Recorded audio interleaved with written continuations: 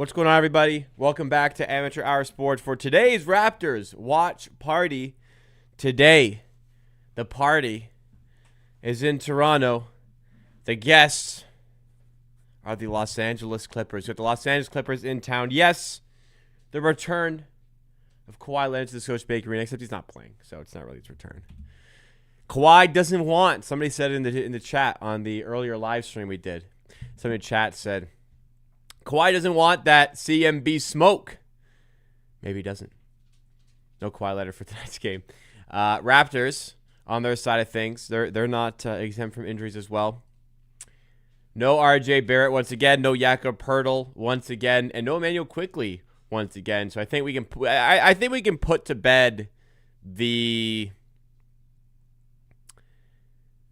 If there was still any life in the debate of was he injured last game or was he about to get traded? No, he was injured. Because he still is injured ahead of today's game, unless they're trying to trade him over the weekend and don't want him to get. No, I think he's actually hurt. So unfortunately, no Emmanuel Quickley for this one. As much as he hasn't played well this season, I think they're better when Emmanuel Quickley plays versus him not playing at all. I will maintain that as I did earlier on the stream today. But thank you everybody for joining me here. Big shout outs in the chat. Jordan's Bentley's sending in his super chat to get us started. I appreciate that. Thank you so much.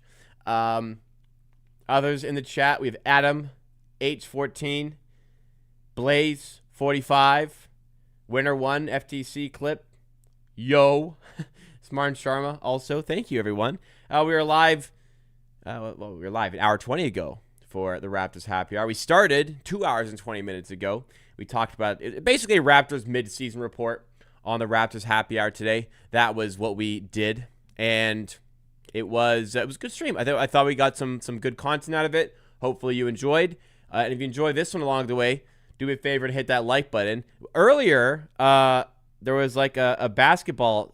So it's not this one. On the last stream, if you hit the like button, there was like a funky basketball animation on the like button. That basketball like button is no longer there, so I don't really know why there was a basketball animation with the like button on the previous stream, not this one. But anyways, still hit the like button to support the content, and I would very much appreciate it. Injury report.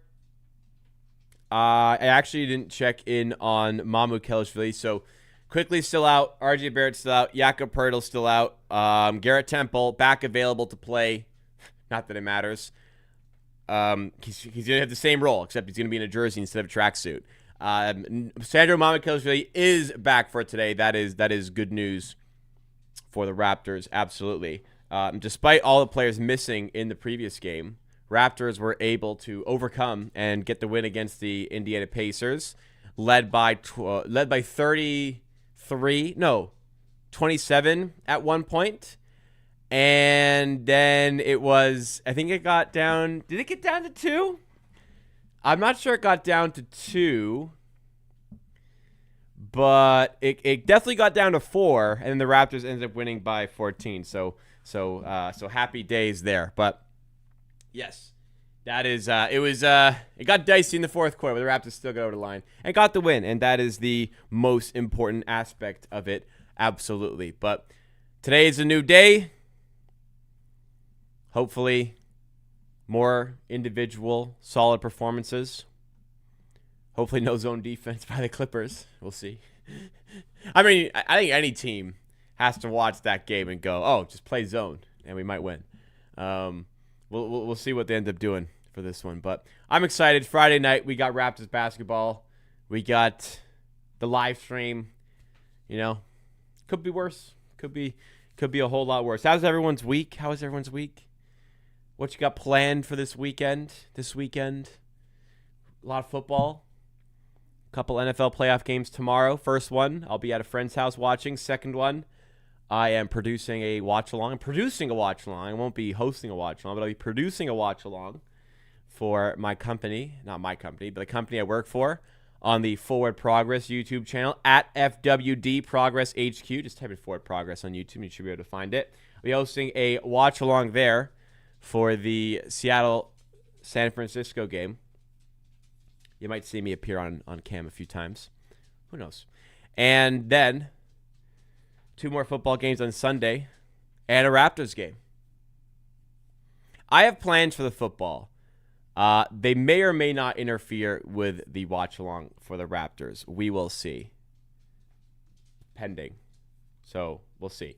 Then, other than that, chilling, hopefully. It's been a long week. Snowy. Tired. Weekend has come at a good time here. It always gets you right when you need it. On today's game, the Raptors, they are sorry, ESPN has Raptors at 55%. ESPN's dumb. Raptors are definitely underdogs today. Aren't they? Surely. Like tiny bit. Oh wow, still favored. Okay.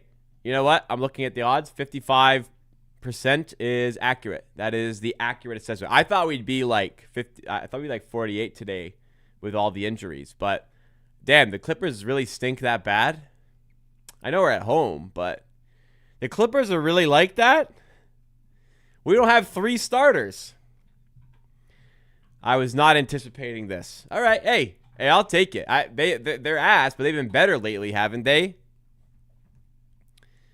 I swear they're on, like, yeah, look, they loaded up on losses. Oh my God, they've been hauling ass lately. 6, 7, 8, 9, 10, 11. They've won 11 of their last 13 games. This is what I was thinking. Clippers are playing well again. Oh, no Kawhi though. You know what? No Kawhi. Mentally, I thought about it with Kawhi playing. No Kawhi. Okay, yeah, understood. Raptors favored by 2.5 points. 56% implied win probability. Okay. My bad. Kawhi's not playing. Raptors favored. But it's a tight spread. It really is a game that could go either way. So we'll just have to wait and see on this one here today. Grady Dick played really well last game. They're showing a bunch of stuff from him here. Hopefully, we can get another good one out of him today. It's definitely a player that's been devoid of confidence, and hopefully that was a really good confidence booster. Got the win the day chain after the game. Like, yeah, you have to pray that that's gonna give him the boost he needs.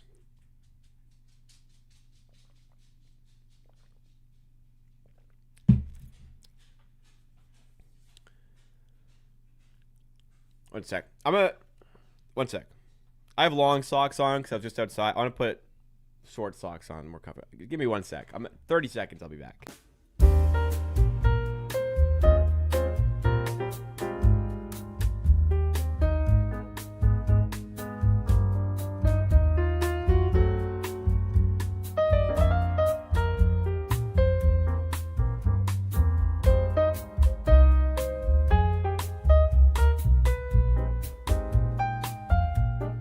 I don't think anyone needs to see foot content. So, do this off screen. But, man, snow ain't no joke in Toronto today. To be fair, maintenance crews, shout outs to them. They did a great job. There's a lot of snow. They cleared up a lot of it. Not in the parking lot of my building, but that's okay.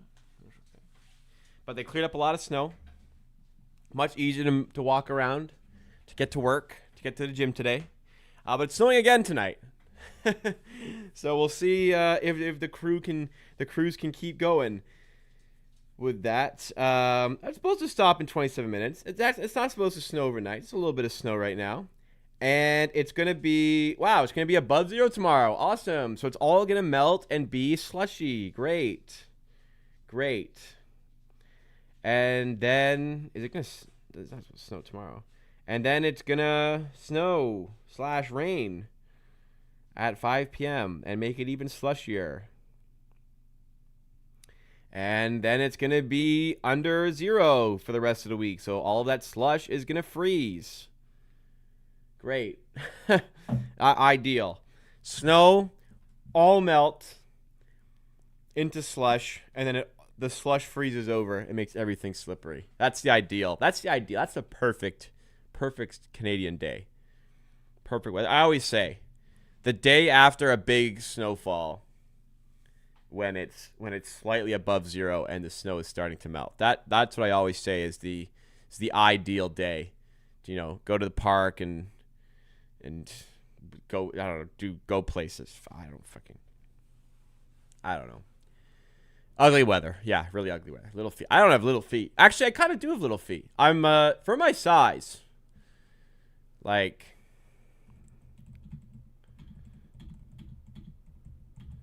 what's like the average shoe size on my head? It's probably a little bit bigger than mine. I don't know. It's about. It's about it's the lower end of the average, I guess. Size 10.5.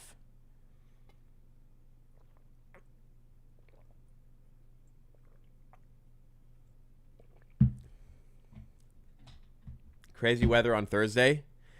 That was bad. I remember waking up. 'Cause I go to the gym most mornings. Did not check the forecast, so had no idea that it was in fact snowing overnight. And there was no snow. There was no snow the night before. Woke up. Went downstairs to have a little snack before I go to the gym. A little fuel for the body, as they say. And the windows were about halfway covered with snow. Huh? And I looked outside to the horror to realize I had to walk in that. It was going to be too early for any maintenance to have come through. And it was garbage day, and I had to lug my garbage bin out to the front. So, yeah, that was great. But, yeah, they cleared out most of it today, and hopefully this snowfall doesn't do too much. But what do, like, snow work people, the maintenance crews, what do they do the rest of the year? Is it just people who work for the city and there's always stuff to do? Or are they just, like, opposite of teachers but on steroids? They only work when it snows. They work, like, 10 days a year in Toronto. They probably work year-round. They probably do. Anyways. Jamal Shed with James Harden there. What is the connection there? It looked like James Harden and Jamal Shed knew each other. What is the connection there? Jamal Shed played in Houston. Did he play in Houston while James Harden played for the Rockets? I don't think so. And if he did, it was only 1 year. It might have been 2. Maybe. I mean, that has to be. Yeah, I don't know what the hell else the connection for Harden and Shed could be. But the Clippers, as I said, top of the show, guys. They as a whole, the season as a whole, they've sucked, no doubt. They're 17-23, but they have won 11 of their last 13 games. So this is a team that's hot on the up. They won't have Kawhi Leonard for tonight's game. Kawhi looked out that plane window and saw the snow and went, "Fuck that shit.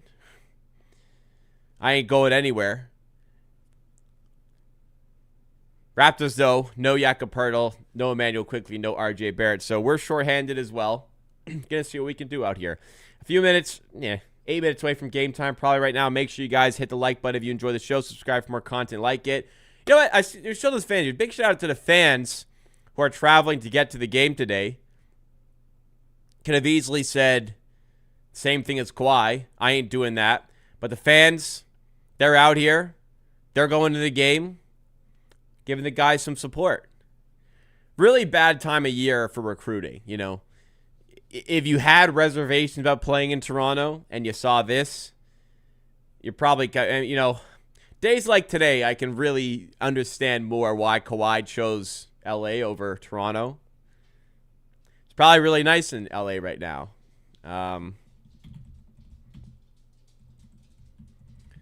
It is 23 degrees Celsius and partly sunny. It is 4 p.m., but it's going to be above 20 for most of the week, mostly in the mid-20s Celsius. Yeah, I can see why he might prefer that over the snowstorms of Toronto. I mean, they don't drive themselves anywhere. They don't have to be out. What are these guys outside ever for? They don't walk places. They get a fucking ride to the practice facility. They chill in the practice facility. They get a ride home. They chill at home. They're going anywhere for the night. They get a ride there. They get a ride home. And what did they got to worry about the weather for? I'm sure they could optimize it so like they get picked up in like a parking lot at their building. They don't even have to ever step foot outside. My seasonal depression having LA too. All I say is days like today, I can understand a little bit more. I used to live in Sudbury, so it's a whole lot worse there than it is here. But you get by, you manage, you figure it out, you deal with it. You have a couple drinks, so you don't feel the cold anymore. Use the weather to our advantage, yeah. Home court advantage.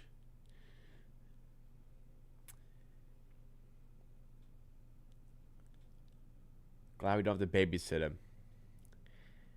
I would have preferred if he stayed, to be fair. With Kawhi money, guy can take a heli to work. Well, I mean, you can't take a heli in this weather. That's true. LA traffic. Maybe some of them do fly around instead.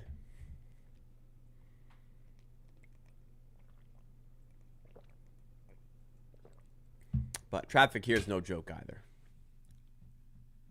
Damn, what is that? That's fucked up. How would you say that?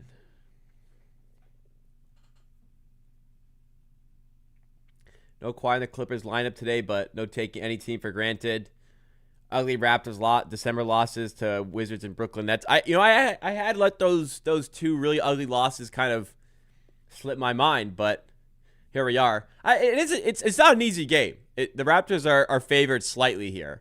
If the Raptors were playing in LA, they'd be underdogs today, even with Kawhi out. If it was an LA game, the Raptors would be probably like a couple point underdogs.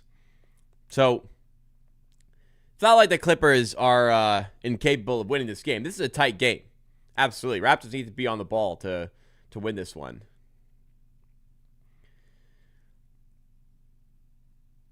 Matchup wise, I mean, they have a lot of size. Absolutely. They can cause problems for the Raptors. It's just gonna be a battle. It's gonna be a battle today for both teams. James Harden's fantastic. Ivica Zubac is fantastic. We know that as well. They've got good point of attack defense, like with Chris Dunn. When he's in, like there's good players here. This is a Raptors got to show up like they did for the first 3 quarters of the Pacers game before they let things go a little bit in the fourth quarter, then still won by 14 points. If you box score surfed, the Raptors lost the fourth quarter by like 3 points. So yeah, it was comfy. Do you think the Raptors can lock up Harden? No, he's very good, but we've got solid defenders we can put on him. A big problem today is going to be Zubac because as much as you can practice and train and work hard, you can't teach 7 feet tall. Unfortunately, Raptors have Barnes, CMB, and Mamu to throw on him, all of which are much shorter than he is. So that's going to be a problem on the interior. Still no adequate backup 7-footer for the Raptors. So while Jakob Poeltl remains out, that's a problem. The Pacers, thankfully, didn't really have much to throw at us by way of bigs. Huff was manageable, as was Tony Bradley. So no issue for the Raptors on that front. This is a different beast take, because Zubac is really good, and he's tall. So while Poeltl's out, these matchups are going to prove to be a little bit more difficult. But still, the Raptors are favored. So go out and show it. Go out and win this game. We can enjoy our football this weekend after Raptors win. We're back on Sunday. Then there's a college football game on Monday. So lots of good sports for the next few days. Premier League tomorrow. You get the Manchester Derby tomorrow as well. It's a shame it's at 7:30 and one of the only days I can sleep in. I have to wake up early to watch the game. There's Canada soccer game tomorrow. What?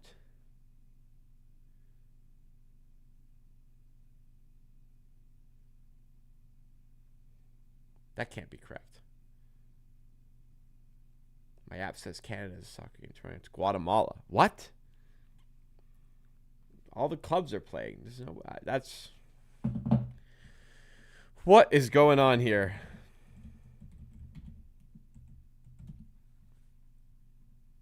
A friendly tomorrow at 10. Who the hell is going to play in this game?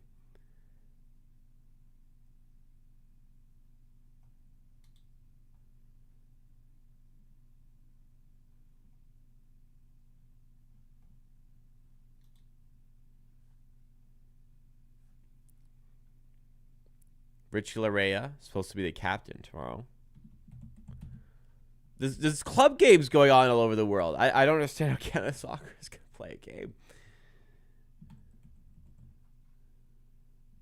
Well, they do have a game. That's confirmed. Is it at BMO? I'm not going to go. Well, No, it's in Los Angeles. I was going to say, it's snowing. Crazy. Okay. Anyways, whatever. Don't worry about it. We're talking about the Raptors. Although we can talk about the Jays here a little bit. I talked about it enough on the stream earlier today. You're missing out if you're not watching the Raptors Happy Hours at 5 p.m. Monday, Wednesday, Friday. But we talked about it, and yeah, real rough 24 hours for the Toronto Blue Jays and their fans. Sickening, just sickening, isn't it?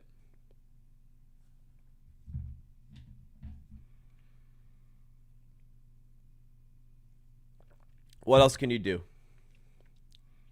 So it's a fucked up system. It's a fucked up cold world we live in, and the last 24 hours have been proof of that.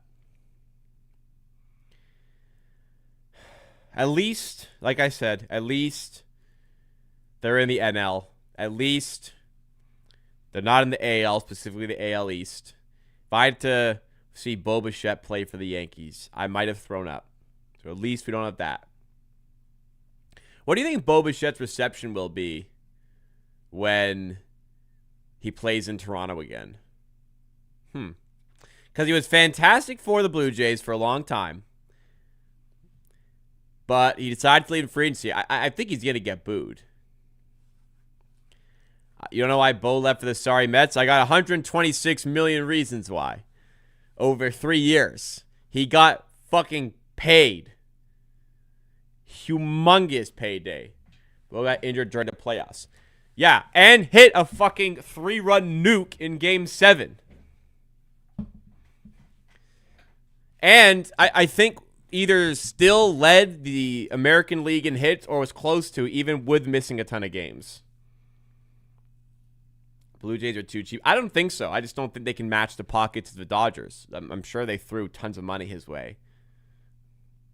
Anyways, shifting over back to the Raptors. Clippers going with Harden, Dunn, Sanders, Batum, Zubats. Thought I saw something. Raptors going with Shed, Abaji, Ingram, Barnes, and Murray Boyles.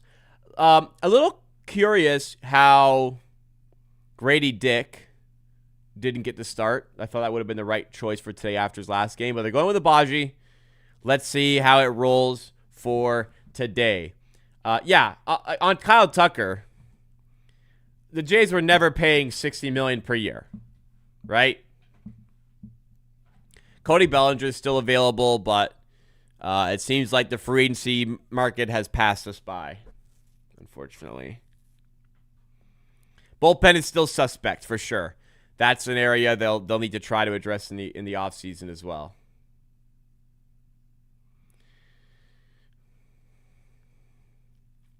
Anyways, Raptors, Clippers ready to get going.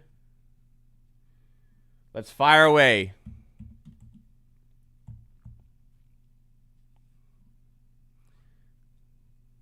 Here we go. Chris Dunn starting on the ball. Finds Sanders. Now Zubac. Finds Batum. Back to Sanders. Clippers, first possession. Murray Boyle's the initial defender here on Zubac. And good boxing out, keeping him under the rim. Raptors trying to play quickly with Shed and Barnes. Now Murray Boyle's down low. Back out to Barnes. Back to Murray Boyle's. Hand off to Shed. Got space. Decides to fire inside. Good mismatch for CMB. Misses the layup past Sanders. Will want that one back.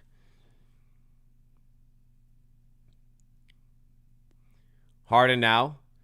Sizing up CMB. So, I like that. So the Raptors, as Batum goes to three, doesn't go. Raptors have Barnes on Harden. And if Harden ever wants to run the pick and roll, as CMB is blocked by Batum, if Harden ever wants to run the pick and roll with Zubac, they can switch. They can switch Barnes onto Zubac. And they're fine with CMB defending Harden. They're fine with Barnes defending Zubac, seems. Zubac again with the right, doesn't go. Again, some solid defense by the Raptors. BI in transition, loses the handle, turns it over. Clippers have it back. Harden, once again for the Clippers. Harden lobbed up to nobody. That's a travel. Caught his own pass. Looks like he may have slipped or something.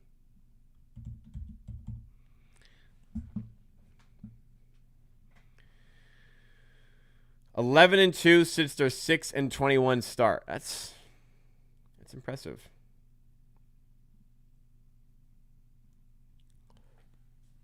Barnes off a screen.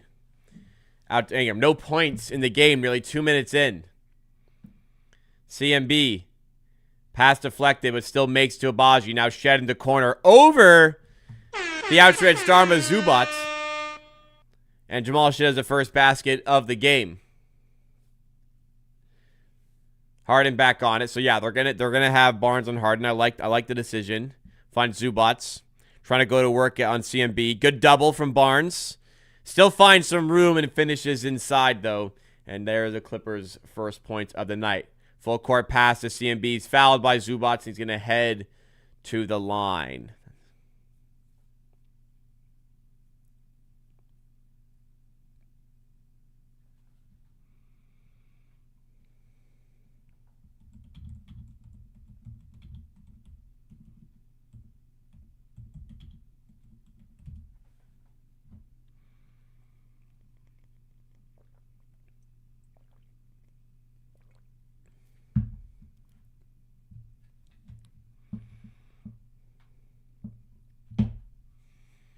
First free throw is good for CMB. Second one coming up. Good early foul on Zubac. You want him to get into some foul trouble if you can. Second one doesn't fall. Harden has the miss. And we'll bring it forward for the Clippers once again. Batum flaring up. Harden in the corner for Sanders. Back out to Harden for three. Front rim in the hands of Shed. Raptors trying to run here. Shed, nice pass in the corner. Abaji drills the three right in front of the Clippers bench from the corner. What a feed by Jamal Shed. Half-court pass right into Abaji's shooting pocket, and he makes no mistake. We'll need some, so like we had last game, Grady Dick playing really well. We'll need some additional factors in this game, scoring-wise. Can't just rely on the top dogs today. Need others to step up. So good early showcase there from Abaji to do that. Murray Boyle's the pass deflected out by Batum.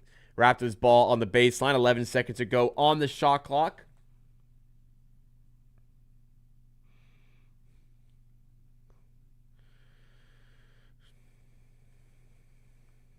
Shed with the right. He finishes. Nice floater there. We'll take it. 9-4 Raps. Ingram switches on to Harden.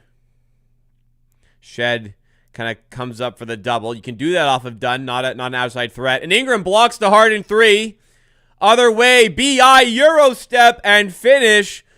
What a play by the Raptors. I'm not sure who actually threw him that pass. Well, it must have been Scotty Barnes that passed that good. But Ingram blocked the Harden three. As it came down, Scotty caught it, and as he's in the air, launched it forward for Ingram to Euro step past Sanders and finish at the rim. What a play by Ingram and the Raptors to take this 7-point early lead. And good to get the crowd into it nice and early. The crowd that has braved the Toronto Storm to be in attendance tonight. And you've braved whatever you have potentially going on in your life to be here at the stream today. I appreciate that. If you enjoy, do me a favor, hit the like button.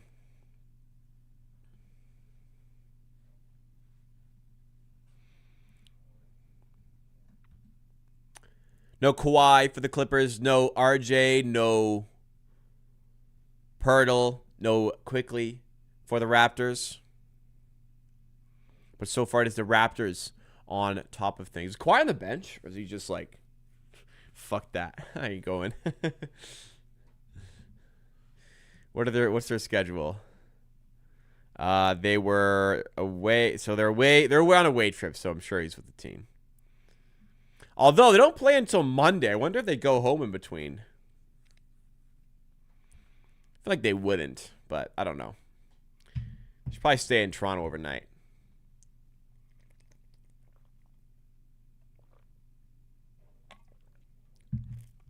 Must be an insane job to plan all the flights, all the hotels for all of the players. That just must be one of the most insane jobs ever.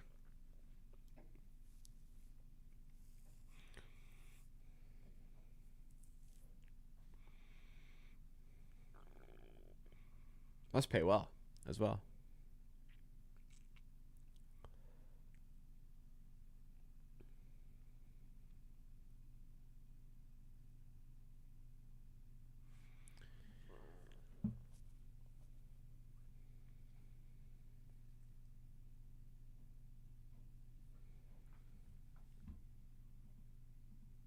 $8:23 to go in the first. Coming back from commercial now.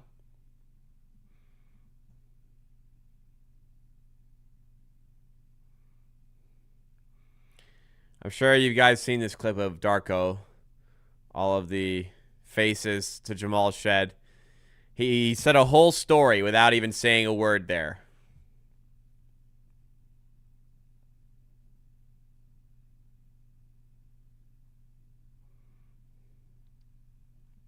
Damn, Buffalo Bills jersey courtside the scores table. Any Bills fans in chat? You know, I never grew up under the impression that the Bills were like the Southern Ontario team.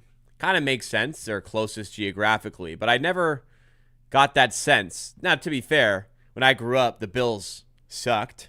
So maybe that was part of it. But Bills seem to be the most popular team in this part of the world. This part of the country.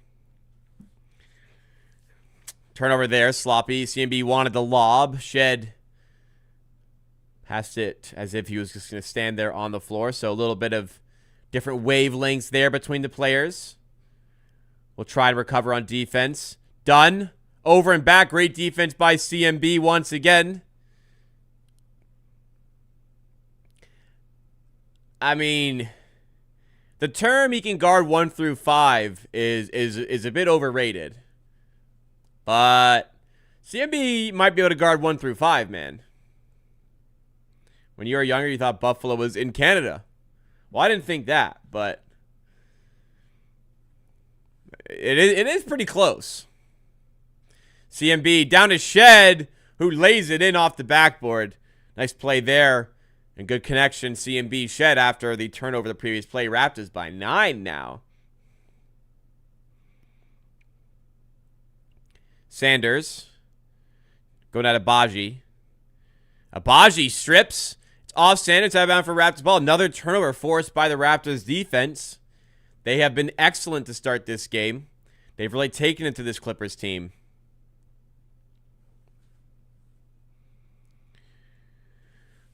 Ooh, I'm tired. Mahmoud Kilic really checking in for the Raptors. Back from the illness.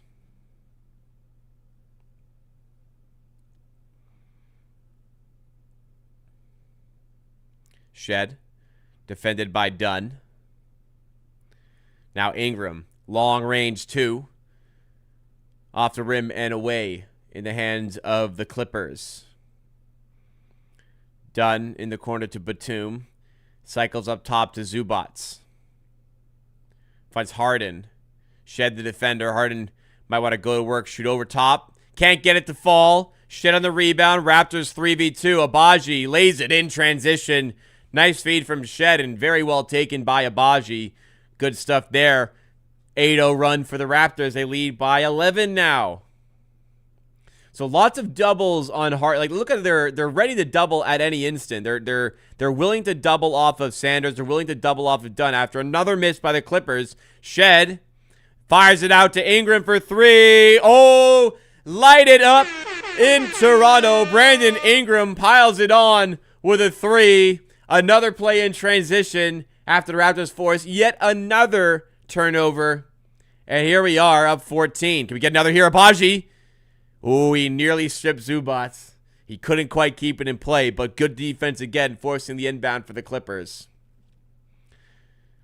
Look, but just notice when Harden's dribbling, they are so prepared to double. If he goes right, they have Abaji ready to double. If he goes left, they have Shed ready to double.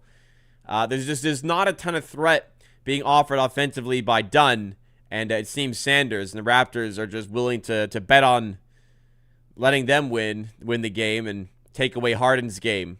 And Zubats, as much as possible, cutting off that pass to begin with. Harden in the corner to Dunn. Shot clock buzzer, and he does hit the 3. Okay, he can do that time to time. Abaji to Ingram. Raptors 11-0 run ends. 3 ball from Murray Boyles is a little strong.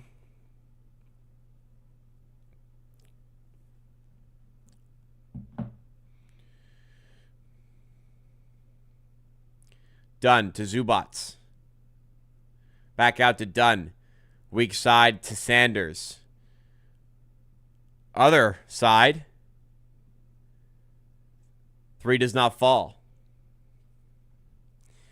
Raptors keep it at an 11-point game.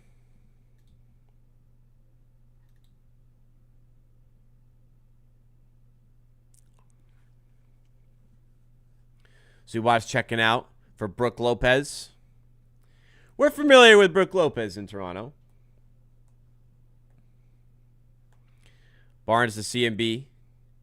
Attacking the rim. Missing in tight. He got fouled, but it's probably one he will want back. Lopez the foul. Miller in the vicinity.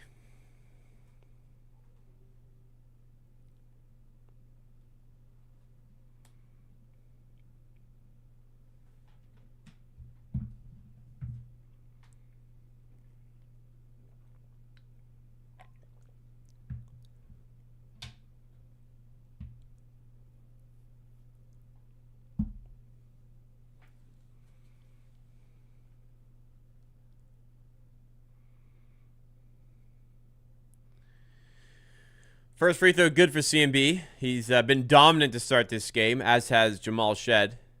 Second free throw is good. He's 3 of 4 from the line. More importantly, the Raptors up by 13 here, limiting the Clippers to just 7 points in the first 7 minutes of this game. That's pretty good. It's a good stat.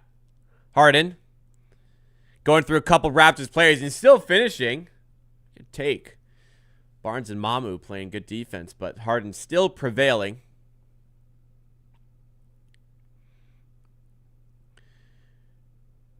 Barnes, mid-range, doesn't go.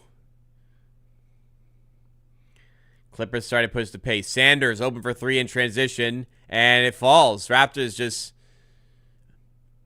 didn't feel the need to go contest, and he's wide open. Strokes confidently and hits the 3. Darko calling a timeout, try to get things back under control, figure out what went wrong there. Clippers should not have waived CP3. I agree, to be honest. Who was guarding? I don't know. Nobody was guarding him there. Oh. I'm sore as shit today, man. And tired. The Lakers want a 3-and-D wing and are willing to give up unprotected first. Would you give up C&B for a Lakers 2031 unprotected first? You know, CMB is great, but a Lakers 2031 first-round pick could be anything. It could even be CMB, right? I'll take my chances on our 9th overall pick and see how good he gets. You know, the prospect of a Lakers pick is good, but so is the prospect of having CMB for the next 5 years. I feel like, I'm definitely not doing that. I'd trade, well, sure, I'd trade Grady for that too, but we're not talking about Grady Dick. How's there? It's good. I made some beef shawarma. Yummy. Except I don't buy the pita bread. I buy the I just make shawarma and tortillas, which is probably pretty sacrilege, but tortillas are a little more versatile and less carb heavy. So tortilla it is. It was good.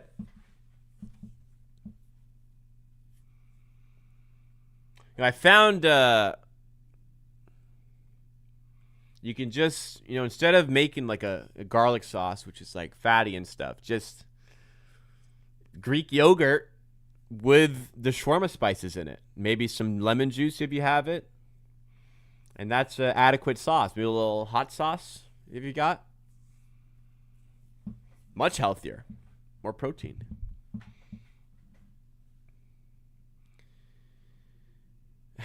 If I'm tired, it means I need to DoorDash second, third dinner time. I'm not going to do that. For lunch, for lunch today, I was wrecked on my way home from work. I have a half day on Friday.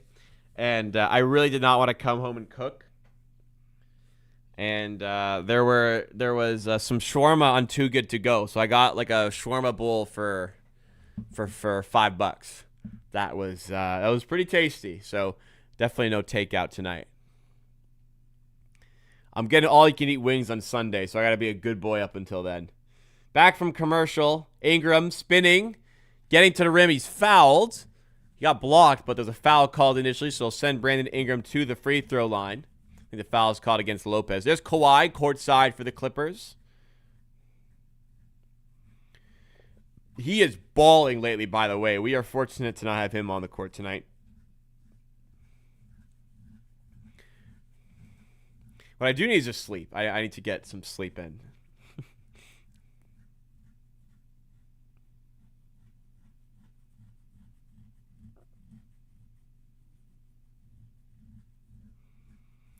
Pickleball Pat Chetty from Costa Rica. Wow. It was a snowstorm here the last couple of days, so I'm glad you're enjoying the Costa Rica sunshine. Kobe Sanders flares it out to Miller. Now in the corner, Sanders driving, rising up. No help defense, throws it down. Good ball movement by the Clippers there. 8-point game. It's a game of runs, as we know. A lot of game left. Can't be that easy all the way through. Ingram in mid-range. Got it. Nothing but net. Birmingham's got that pull-up game on lock.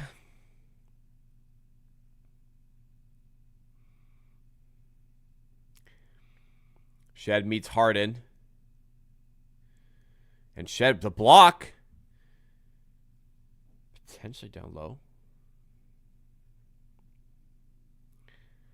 Coden Niederhauser heading to the line there. Funky name. Can barely fit his name on the jersey. It's coming all the way down the sides.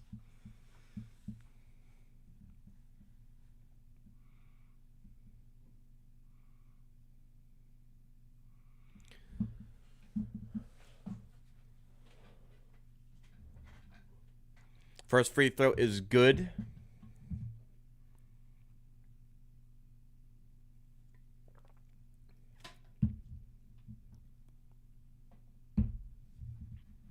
Hello from Cape Bread. Hello from downtown Toronto.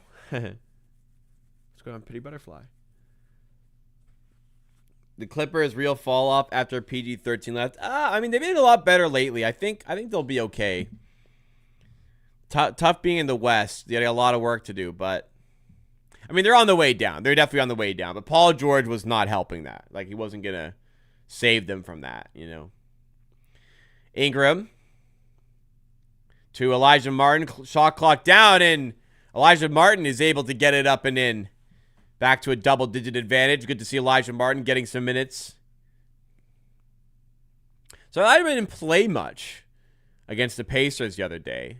But the fact that he's been playing really well lately. Weird. Miller. Spinning past Martin and finishing. Mamu. Transition 3. Way off the mark.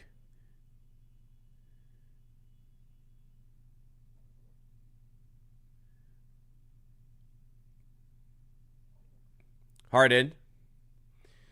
Getting past Martin, and the foul is there. James Harden, still a threat. Still a threat in 2026. Still a great player.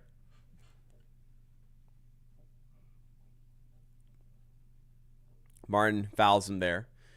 Harden, one of the generational foul baiters. Generational. Maybe the generational foul baiter. But him and Joel Embiid. Just the kings of foul baiting. And Shea, I guess. Cam Christian for the Clippers. Brother of Max.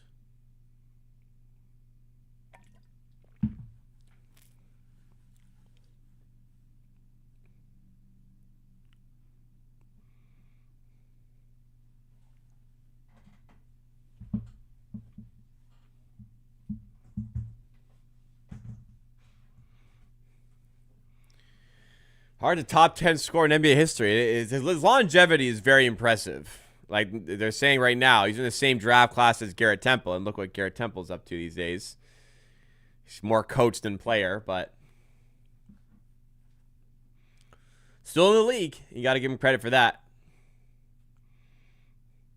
Morale higher, Sometimes you're just a good enough guy. The team will keep you around. You don't need to be that good at basketball.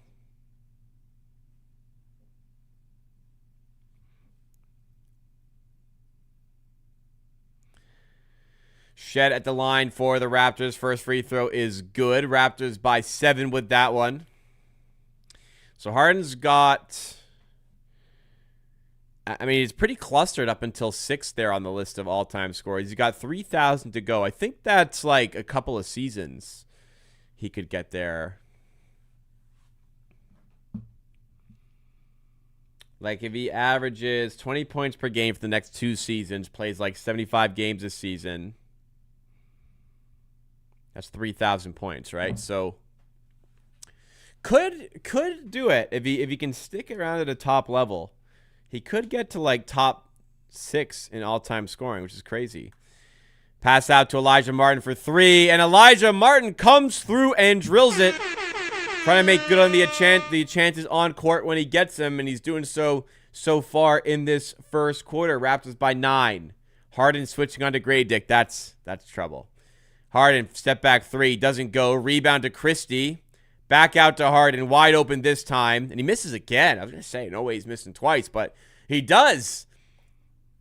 Raptors looking to pile on to the advantage. Shed, fouled by Lopez. That's a foul.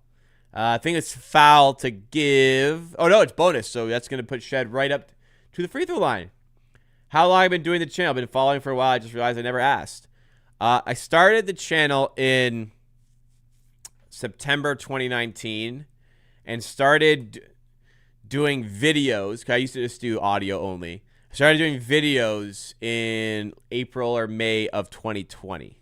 So it'll be 7 years by the time we get to September this year. That's crazy. 7 years. I'm getting old, man. Long time. Been working at it for a long time. Enjoying it along the way. Shed at the line, misses the second. So the lead will go to 10 and no more. 1:03 on the game clock. as Miller draws the foul against Elijah Martin. That's his second. He's upset by that decision from the officials. I'm sure my 5-6 fan. Thank you so much. Sticking with it all the way. Grateful for anyone who's clicked on a video or called me an idiot or said I'm the worst. I don't know. But I'm also very grateful for the people who like the content. Yeah, hopefully we get to 20K this year. That'll be the goal for this year. Get to 20K subs into 2026. Lopez for 3. And it's off the rim and over the backboard, out of bounds for a Raptors ball. 32-22. Lopez, a name that I've floated the potential for the Raptors to pick up, to back up off the bench. Needed to bring in some size. I thought, yeah, maybe. Cheap trade. Get some size into that position. Barnes in the corner to A.J. Lawson, who's in the game. His 3 rims out. Lead stays where it is. Shot clock, game clock separated by about 7.5. Harden.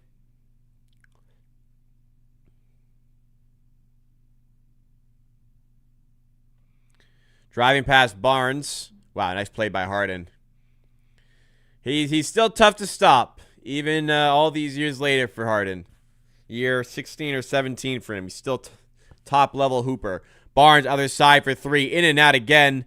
Unlucky final 2 possessions for the Raptors. They come up empty with a couple of good looks, a couple of good shots, but they still take a 32-24 lead into the break here. Great start by the Raptors. Can't complain much about that, if at all.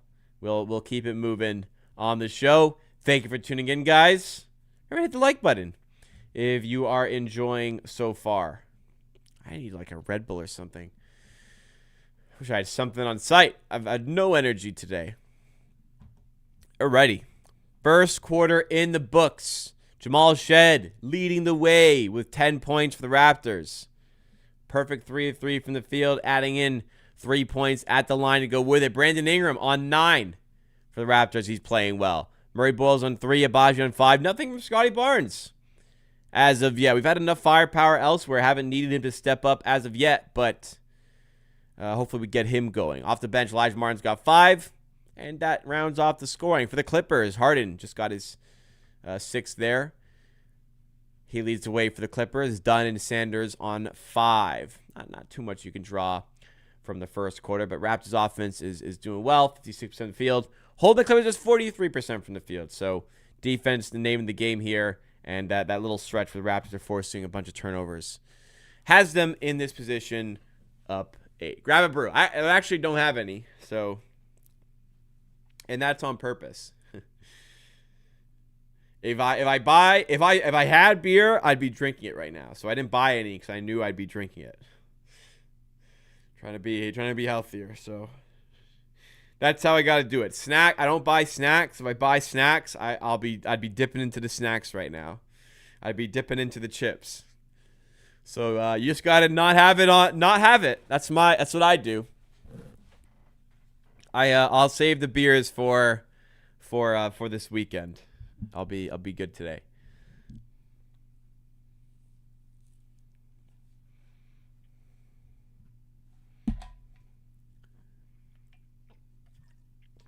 What is the one move, if you could go back and undo it somehow since you started doing content, what one thing would you have changed? For me, it's the Norm trade. It's probably I think that has to be it, to be honest. That or the Pirtle trade.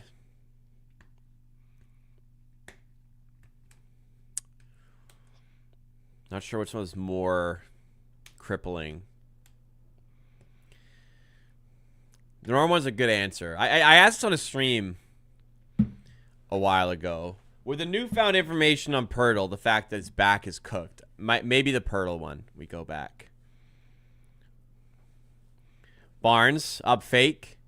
Brook Lopez all over him. Couple spins before fading away. and hitting in mid-range. Nice play by Scotty Barnes there.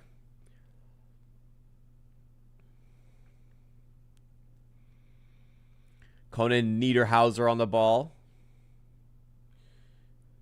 Finds this Ty Washington. Washington fadeaway 2. How the hell Ty Washington playing in the NBA in 2026, by the way? This is incredible. He's still in the league. Raptors force a turnover there anyways. Or not turnover, but they get the possession off the miss. Barnes being aggressive. Dumping off to Mamu. Nice pump fake and finish. And I think that's the largest lead at 12 for the Raptors.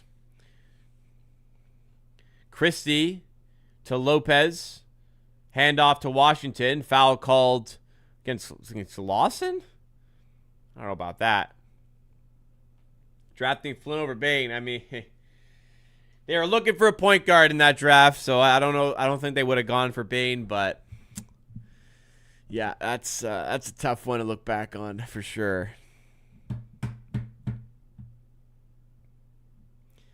Coming off a championship. Or, sorry, not coming off a championship, but coming off of a 2-seed season. Could have added Desmond Bane. Is IQ actually back with a real back? Actually out with a real back injury? Yes. According to all of the known information, he genuinely has a back injury. Mamu. Oh, nice up fake and spin. And lays it in. What a play by Mamu Kelishvili. Keep this man in Toronto for a long time, please. Washington to Christie. Going at Martin. A blocking foul called against Martin. Looked like he was in the restricted zone as he tried to draw a charge. We'll see on the replay what was wrong with that play. He did not square up, nor did he have his feet outside the restricted area. There's a whole mess of things wrong with that one. But look at this. Look at this play by Mamu. Oh, lovely. Lovely stuff. Gregory in chat. 12-month member. Thank you so much.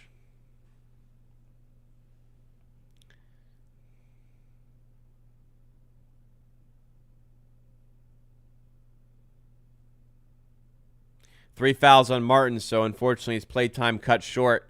That's probably him done for the first half.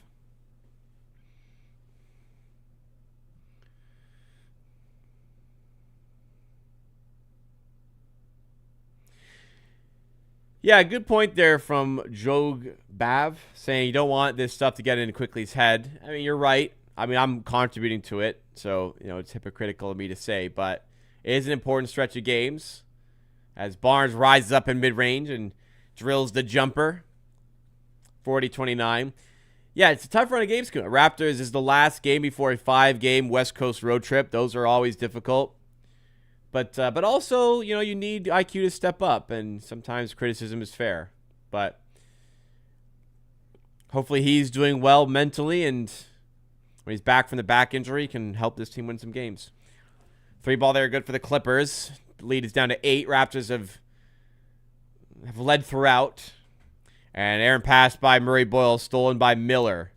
Finds Christie in transition. Lawson does well to hustle back and take the pass away from Kobe Brown.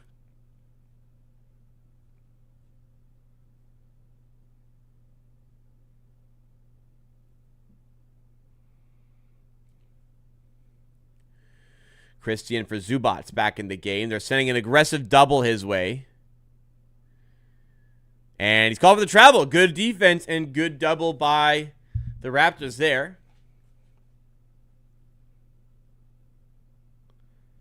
With a healthy AD, you don't think we can recreate 2019? This is weird. You don't think? I never said anything about this. What do you mean?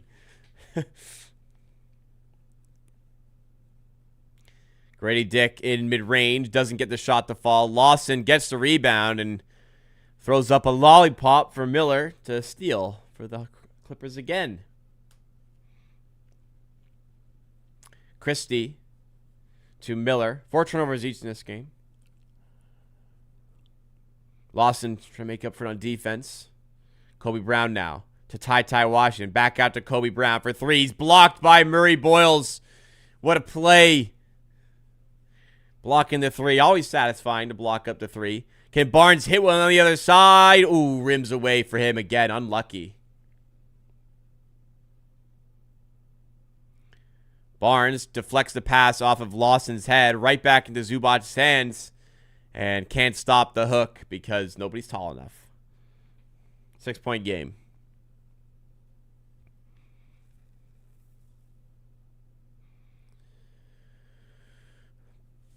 Barnes past Kobe Brown to the rim, past Zubac. Can't get the finish though. Grady Dick hustling for the rebound, and he's able to spill it out for Abaji, who finds Barnes, who finds Murray Boyles, who misses in tight. Got to finish these. Grady Dick rips the pass away from Kobe Brown and puts in the floater. Extremely messy possession, but it turns into 2 points for the Raptors. That was very, very messy. Sometimes it can be messy, though, I guess. Great, a couple of hustle plays there. Murray Boyles should have made that first shot, to be honest, though. Oh.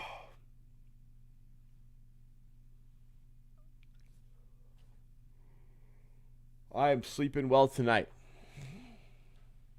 And I am going to be sore in the morning.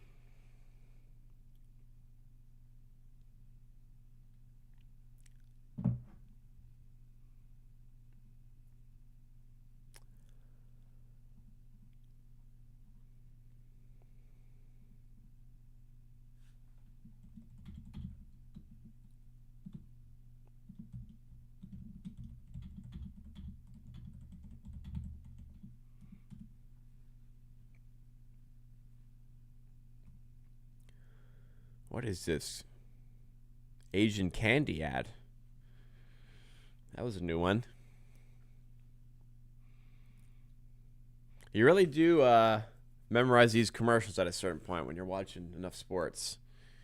God, the worst when there's like a shit ad campaign during March Madness because you're just constantly watching TV all day, constantly getting those ads. Like, it's not that bad during soccer tournaments because there's not a lot of commercials, right? There's only commercial at halftime. Well, actually, that's not true. In the World Cup this year, they're introducing commercials halfway through each half, which is utter nonsense. But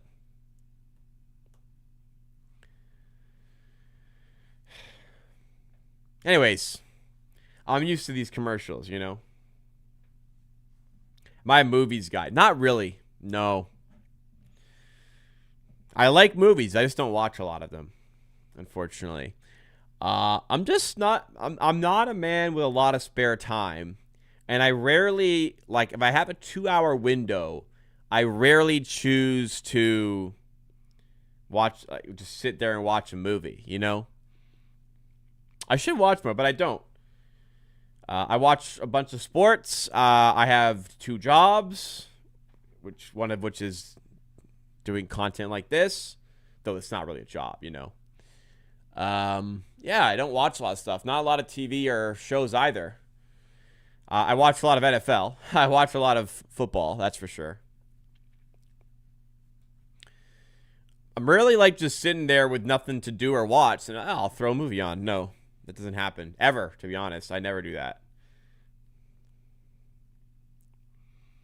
If I generally have free time, I'll probably play PS5.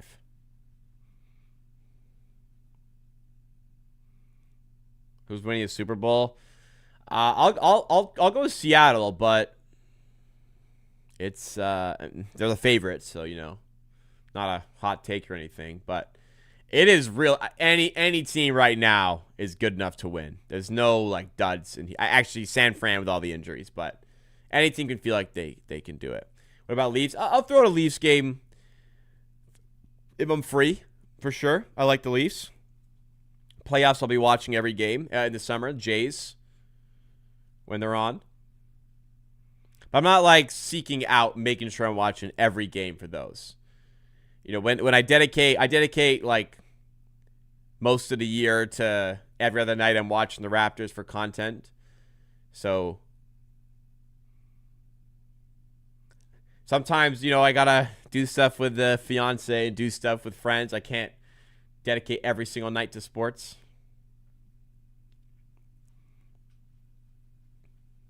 I play sports too, so some nights are that. It's busy. I'm a busy guy.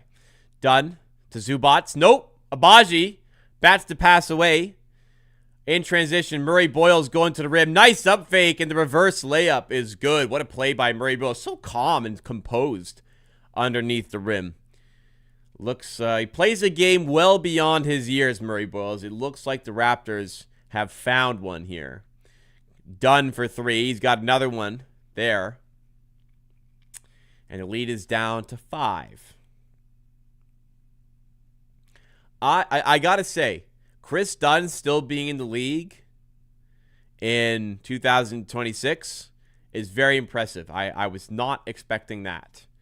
He was like a top 5 pick, wasn't he? Ingram to Grady Dick for 3 over top of Dunn. The 3 ball doesn't go. Murray Boyles trying to wrestle the rebound away from Kobe Brown. Wasn't able to, but at least he was able to tie him up for a jump ball, potentially giving the Raptors an extra possession if he can win it. Because that was all Kobe Brown's, and Murray Boyles rose up to try and snatch it away.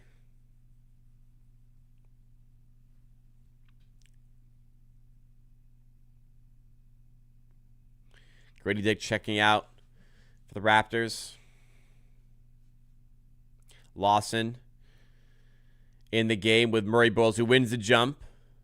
Shed, Abaji, Ingram. Raps by 5. Ball to Ingram. Double comes. Gonna have to swing it. And it's an errant pass over top of Lawson. It's out of bounds for a Clippers ball. What did I say? Ingram and Scotty, a top 3 wing duo in the league. Huh. That's a good question.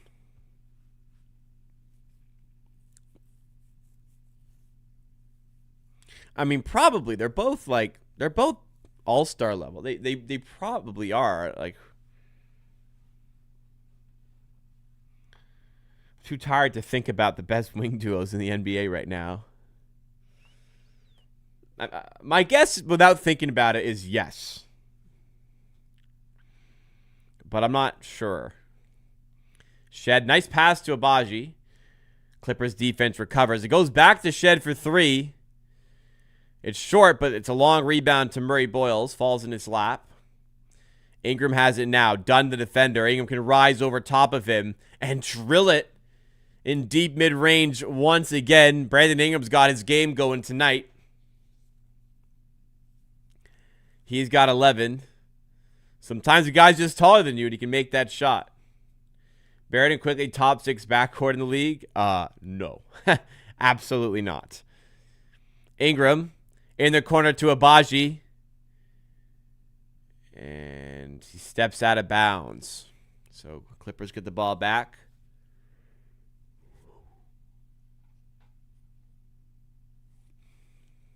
God, I love a beer now. You know what? After I had dinner, I thought about walking my dog over to the local convenience store to get some Guinness, but I didn't have enough time. Harden down low to Miller. What a pass. And a good finish to go with it.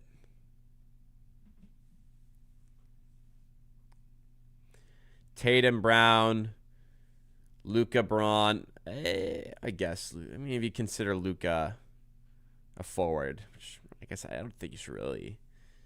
Kenny Shingun are not forwards. I'd consider Shingun a big. As Abaji's 3. I mean, it looked like it was all the way down and somehow came back up.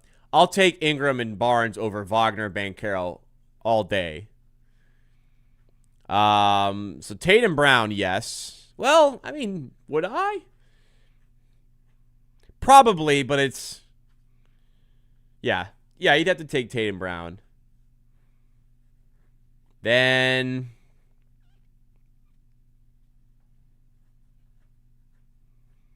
I'm not sure who else I would take.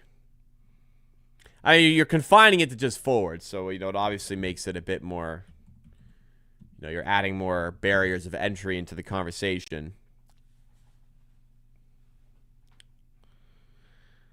But, yeah, I think maybe it's top 2 in the league.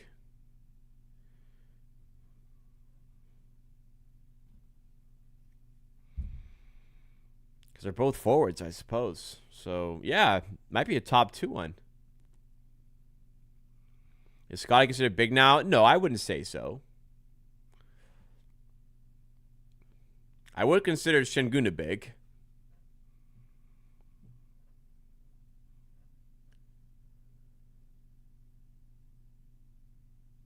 That is a weird-ass Asian candy commercial, dude.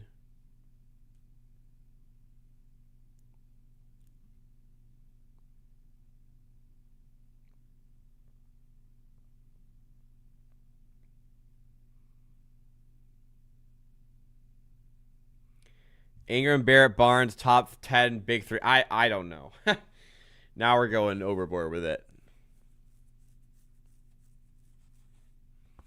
CMB made anyone expect to be this good so soon? Glad we got him. No.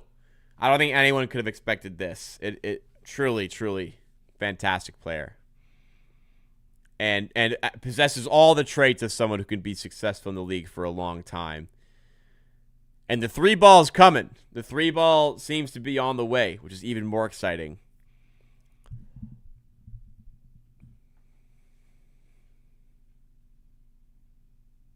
What the hell is that poker commercial?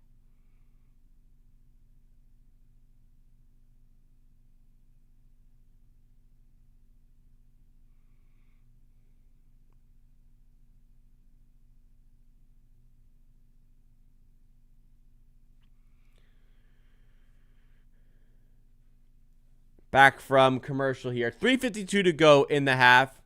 And we got the Raptors up by 3 points. Work to do here.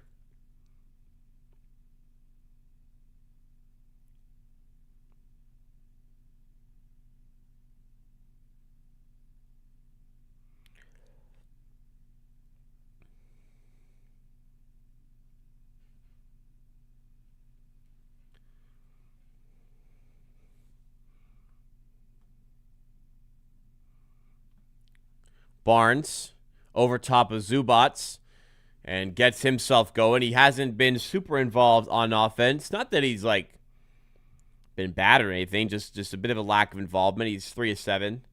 Hopefully can start to get the game going here. On defense, disrupting Harden.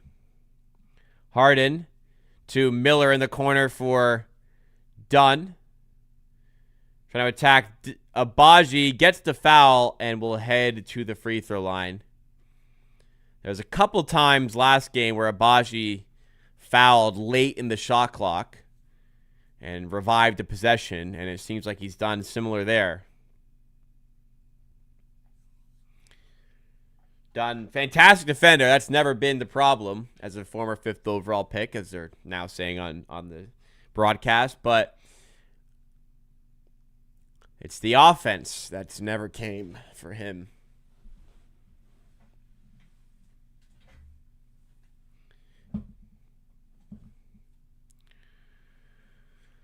Dunn at the line makes both free throws. The lead is back down to just 3. Raptors have led throughout this one. The lead at one point was 12.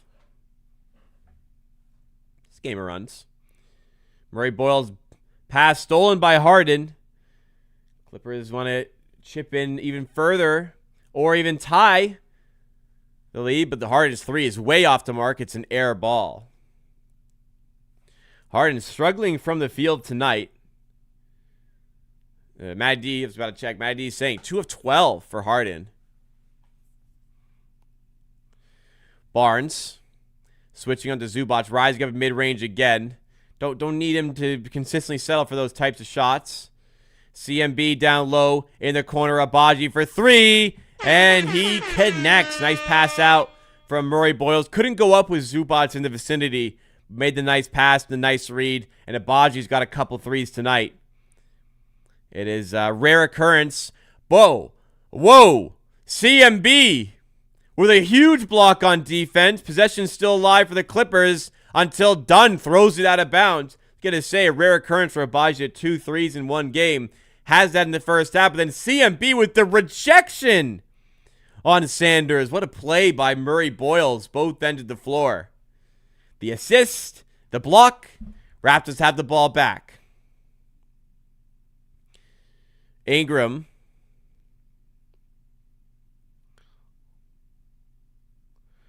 To Shed underneath. Dishes off to Murray Boyles. And nice move again. Man, his interior finishing tonight has been exceptional. What a play. Love that. Harden. To Dunn. Back to Harden. Sanders for 3, and he connects, gets it back. 53-48. Par after 3. Oof. Unfortunately, as Shed, wow, replied with a 3 of his own. What a play. Unfortunately, I'm pretty wiped from the week, and I have to be up really early, so I'm going to have to respectfully pass. I'm sorry.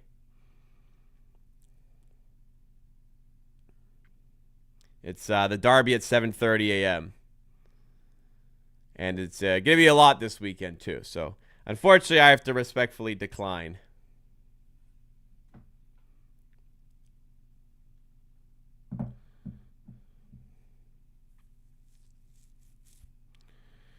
Shed and CMB balling tonight, man. CMB's post game is poetic at times. It's so fluid, so mesmerizing. 100 the line for the Clippers here. 1:08 to go in the second.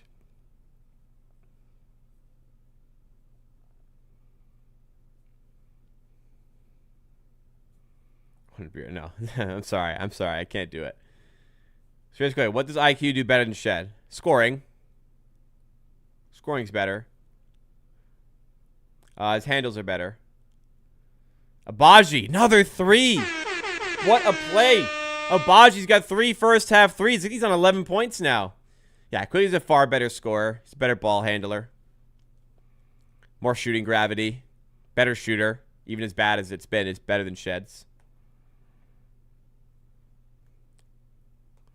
Murray Boyles to Shed. Doesn't mean Shed's bad. But there's some things that Quickley does better. Barnes, fadeaway 2, off the rim and away. 59-52. Harden just had a 3 for the Clippers on the other end. Harden, 3, off bounce, way off the mark. It's deflected out of bounds for a Raptors ball.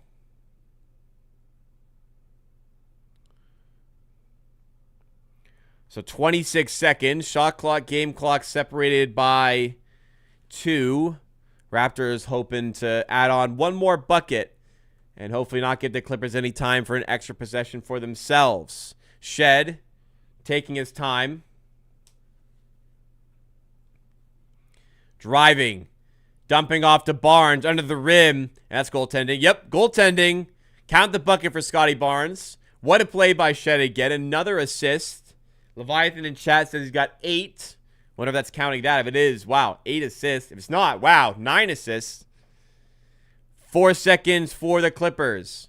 Half court heave is off the mark. The Raptors have led throughout, and they lead by 9 at the end of 1. Great first half.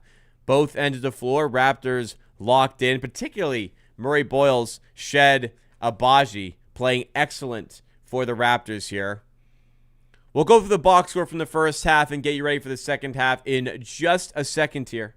I'm going to just take a couple minutes to go to the bathroom and get some water. When I'm back, though, more great content on the way. While I'm gone, great opportunity for you to hit the like button and support the content we're bringing you on the channel.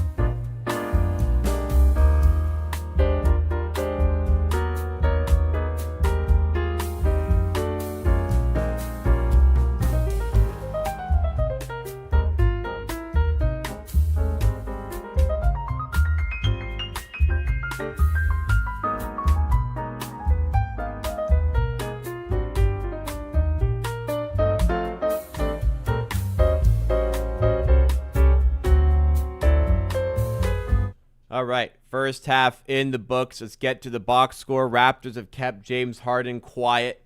They are aggressively sending doubles his way and constantly shadowing any potential drive he's going to make. They've done a pretty good job of cutting off Zubats as well. I thought that Zubats would be a bit of a problem size-wise today. It hasn't been the case, but there's been enough contributions elsewhere, like Chris Dunn with 10 first half points, only averaging like 8 on the season, but he's got 10 in the first half here. Sanders on 8, and the Clippers on 52, shooting 49% from the field. Raptors offense, though,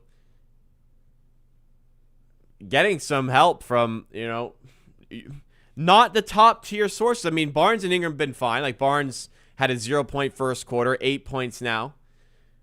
3 runs, 3 assists. He's doing fine. Ingram's got 11. But big help from Jamal Shed, who's got 13. He's 4-5. Also 8 assists, so 2 assists away, of course, from the double-double. Murray Boyle, 7 points. And I think he's played well. Both his boys have been great. He's got 2 blocks. Abaji, 3 threes. That's got to be a first this season. 3 threes.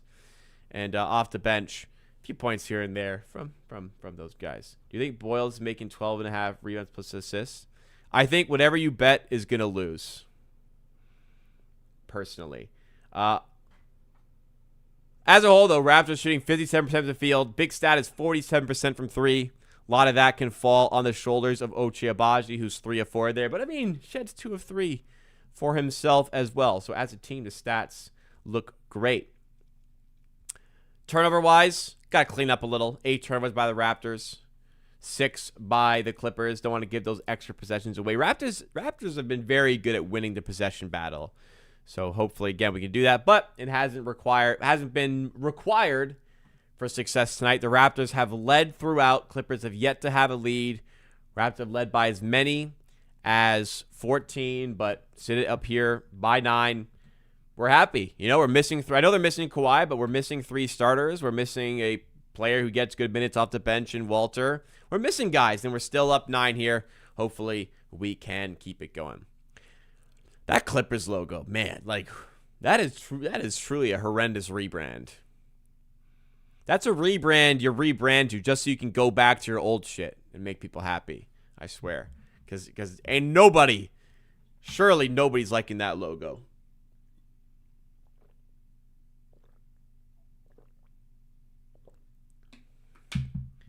Reminds me of now. It kind of does give off that vibe a little bit.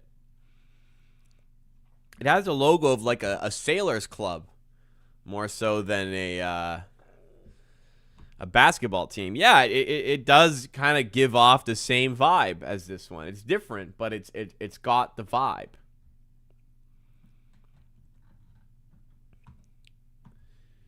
You don't even feel the impact with eyes on. You do. You missed the shooting gravity. For sure, because people still respect it a bit. I talked about it on the stream today. The notion that the Raptors are better simply by removing Emmanuel Quickley for nobody is false. Like, the Raptors are not better without Emmanuel Quickley. He obviously, from a personal standpoint, hasn't played very well this season, but they're not worse. Because they're not better because he's out injured. It's not as simple as that.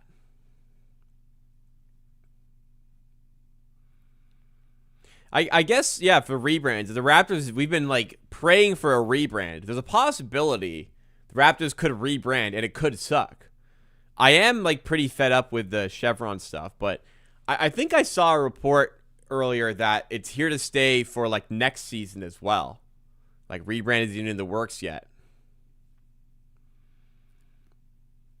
The fan base just wants to find a scapegoat, like, for everything. They want to. There has to be a face of failure, and this season it's Emmanuel Quickley.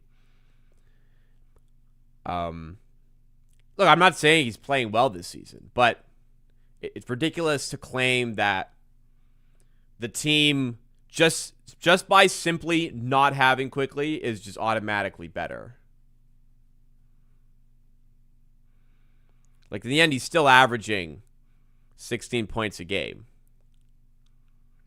That's bad by his standards, but like, if Emmanuel Quickley was making like $20 million a year. Everyone would be like, Quickley's pretty good.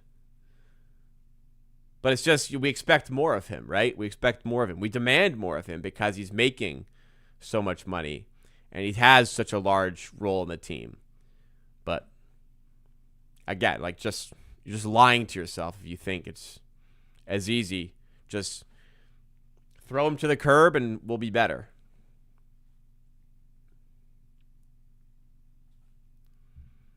RJ was never really a scapegoat. Raptors fans have always loved RJ. RJ can't really do any wrong.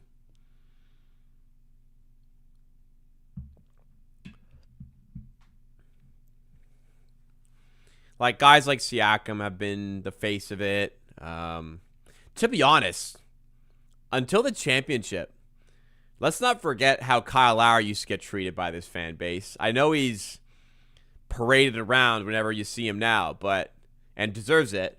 But y'all, let's not forget, 2016 to 17 era,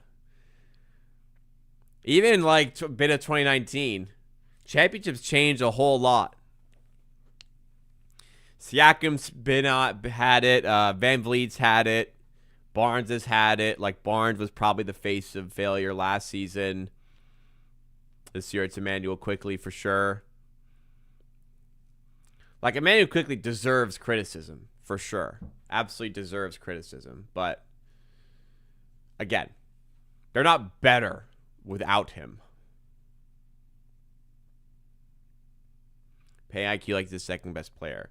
I'm not sure there's many teams that the second best player will make that.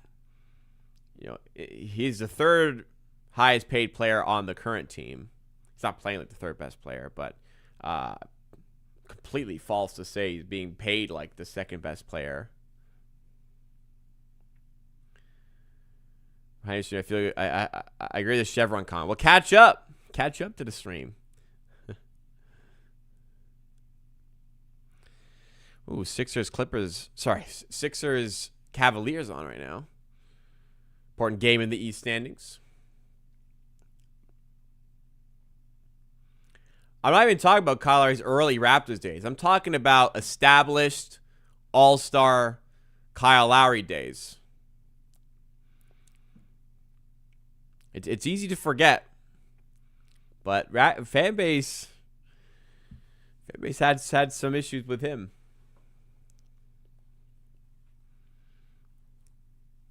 There always needs to be a face of failure for the Raptors. If it's not perfect, there needs to be somebody that you can just use all your energy towards.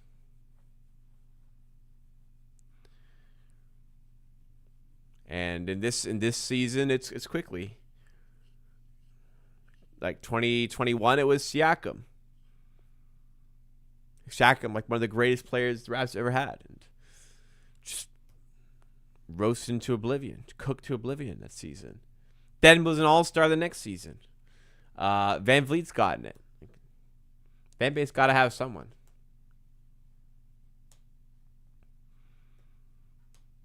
Darko was also. It didn't feel like it to me. I've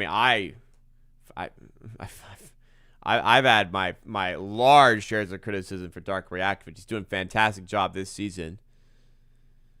But I don't think he was like the face of failure. Scotty Barnes was. Scotty Barnes was the face of it. Like the amount, like he got the most shit in like comment sections on my channel and the chat and stuff. Bolsiam got it worse. He got it bad. It was worse the season after. It was the Tampa season, I think, was where it was at its worst. Even though he was averaging like 21 a game, he wasn't playing that well. But sometimes guys have bad seasons. Sometimes it's hard to play in Tampa.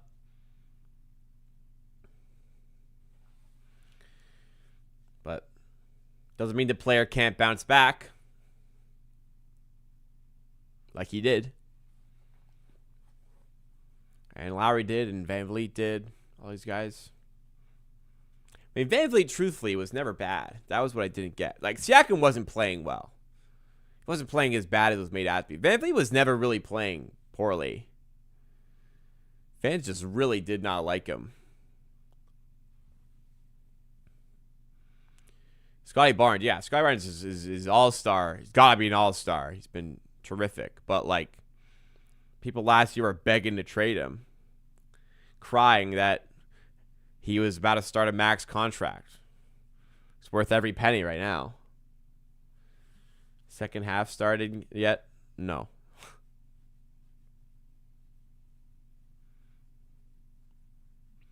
But yeah, fans are quick to switch up. So it's a dirty game out there.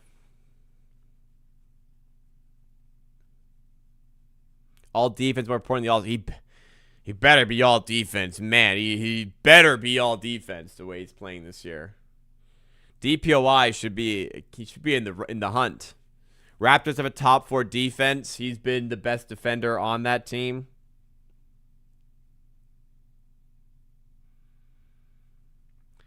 I have a good bet on Scotty Barnes and DPOI, so I'm hoping he's in that conversation come season end.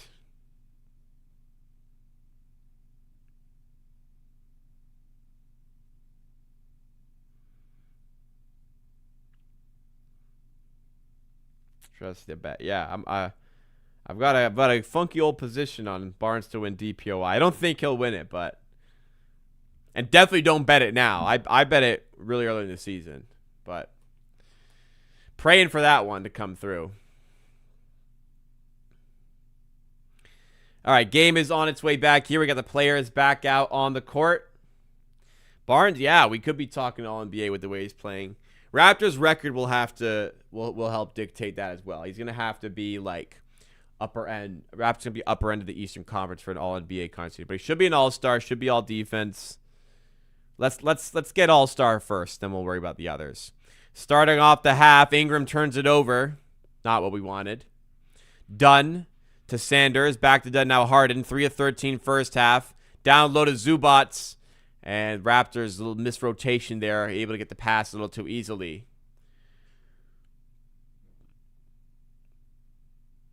Barnes might just be a 19.9 point per game guy. But the defense has been nice. This is like, what is this comment? What do you mean just a 19.9? As if like 20 points per game. Just 20 points. And then the defense has been elite this season. It has been top 5 in the NBA for an individual this season. We're really downplaying it there. 61-54. Barnes with a steal. There he is. Finds Shed in transition for 3. This one doesn't go for Shed. Murray Boyles saves it. Shed has it in the corner for Murray Boyles. He's cut off by Miller. Raptors can take their time here, but Barnes now getting downhill, and he's stripped by Dunn. Ooh, that was a good steal. Thought Barnes was about to go throw that down. Harden for 3 other side, and he might get going now. He drills that one, and a quick 5-0 run to start off the half for the Clippers. Lead is down to 4. And then another turnover by the Raptors. That's just, it's like not the Clippers player, but it's another turnover. Raptors already with 2 in this quarter. After what was, we need to clean it up for the second half. So coaching won't be happy with that. Shed. Floater is fouled by Sanders. Going to head to the free throw line. Shed has been fantastic tonight.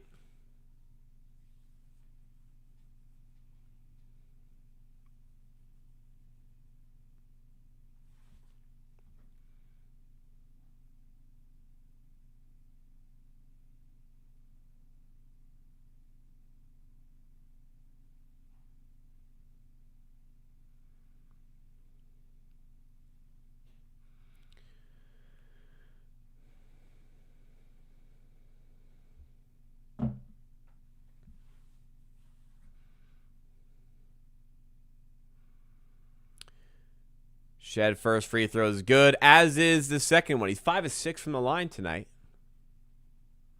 It's good to see him just getting to the line that many times, but to make him as well. obviously very good, 83% from the line tonight. Miller to the cutting Sanders. Easy dunk. And yeah, I was going to say, maybe a timeout to talk over some of these rotations here, because been a couple times already where the Clippers have been wide open on some of these cuts. And they are going to call a timeout here and try to figure out what's going on and address it early. Good coaching. Nip it in the bud.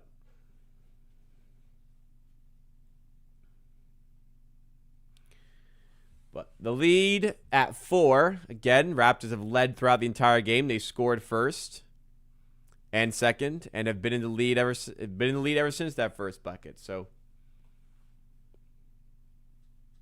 actually didn't score second, but they were up 3-0. Then it was 3-2, and then they've been leading the entire game ever since the first basket. Which, granted, took a couple minutes. A few misplays in a row on each team, but we got there. So let's keep the lead for the rest of the game, huh?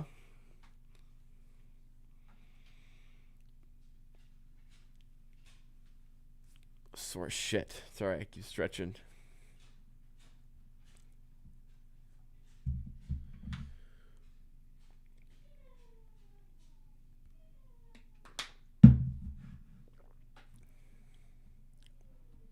His scoring is the same for 3. Oh. Okay. You're saying he may not be able to propel his scoring to 22, 23, 24 points per game. I understand. That makes more sense. Yeah, if he's a 20-point per game player who averages 6 or 7 rebounds and 4 or 5 assists and plays elite defense, that's a really good basketball player, you know? And the Raptors did a good job of finding that elite, offensive threat to go with him in Brandon Ingram. The fit has been seamless between the two. Yeah, Clippers are good. They've won 4 in a row. They've won 11 of 13. They're a good team. Yeah, I agree. Scoring still has potential to go up, but it's tough with the amount of ball distribution needed for the team. The usage would have to be higher because he's been efficient this season. He's doing what I needed from him, essentially. I needed 50% plus from the field, 33% plus from 3. He's doing that. Maybe the next level of scoring comes with maybe drawing more fouls, maybe getting to the rim more and drawing more fouls, but where it's at right now is also very good.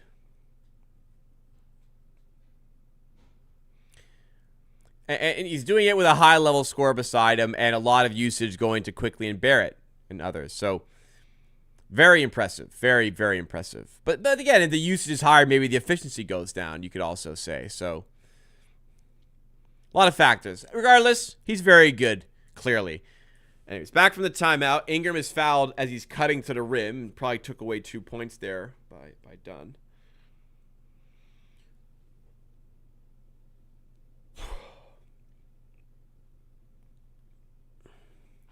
Ingram going at Dunn. 5 Clippers converge. Ingram can't finish. Probably should have passed that. Other way, Dunn in the corner. Miller for 3. And it's a 1-point game.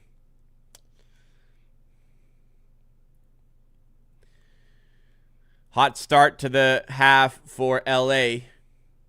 And here we are, 10-2 in the quarter. Barnes the rim. Another good chance goes begging for the Raptors. Clippers can take their first lead now. Miller to Zubats. Double comes from Abaji out to Miller. Now Harden defended by Barnes. Good rotations by the Raptors defensively. Can they finish off the stop? Step back 3 for Harden. Off the front rim. Hunted down by Zubats, though.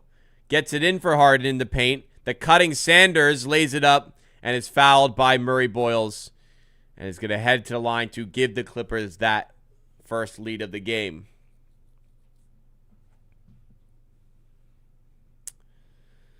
All right, got to step up here. Clippers offense really flowing now. A lot of energy.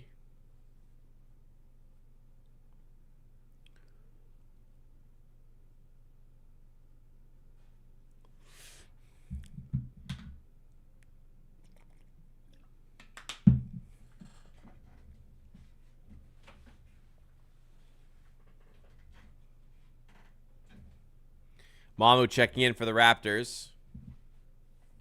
CMB comes out. Looking to shake something up here. Maybe add some spacing. Second free throw to give the Clippers their first lead. And it drops. So Raptors chasing for the first time. Only down by 1. But need to wake up in this third quarter. Shed to Mamu. Tough pass, and he cannot save it. It's another turnover. Lots of turnovers to start the quarter. Sloppy ball from the Raptors. Here's Sanders. To Miller and Dunn. Can the Raptors find a stop somewhere? Zubats to Harden. Out to Sanders. Now Dunn to the rim. Gets it off to Zubats. He'll be tough to stop, but they stop him. Mamu, I think, got the block there. Other side. Mamu fumbles the Barnes pass. It was a bad pass, to be fair. And it's a turnover again by the Raptors. That's 4 turnovers in 3.5 minutes here. And the Clippers are making them pay. They're on a 14-2 run to start the third. Ingram kicking out to Barnes for 3. We need something.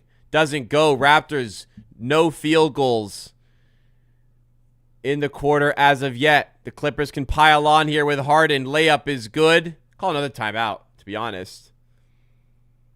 Nope, not going to call it. Call another timeout. It's a 16-2 run. Offense can't find anything. Defense is all over the place. I mean, it's hard to have a sustained defense when you're turning the ball over every possession. Ingram for 3. There we go. Finally, a bucket for the Raptors.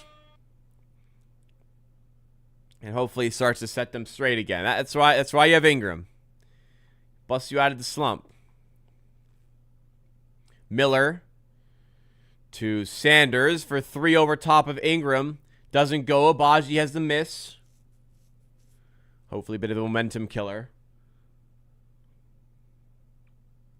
Raptors built up a large enough lead that they're still in this. They're still fine. Nice pass from Shed to Mamu. He got fouled. That should be an and 1. He dunked it, but he absolutely got fouled by Dunn there. No call. They tied up, though, at 68. Shed guarding Dunn. Little shift. Shed staying with him. And, ooh, I thought he stripped him. That looked like all ball, but they call a foul against him. Well, didn't have a great angle, to be fair, for me, so I'm not sure. Not going to show the replay. Mama got fouled there. But side out of bounds, so no need to really challenge this. Just dig back in on defense.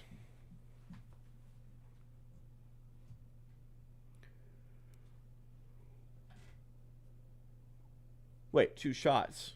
They're changing it to a shooting foul.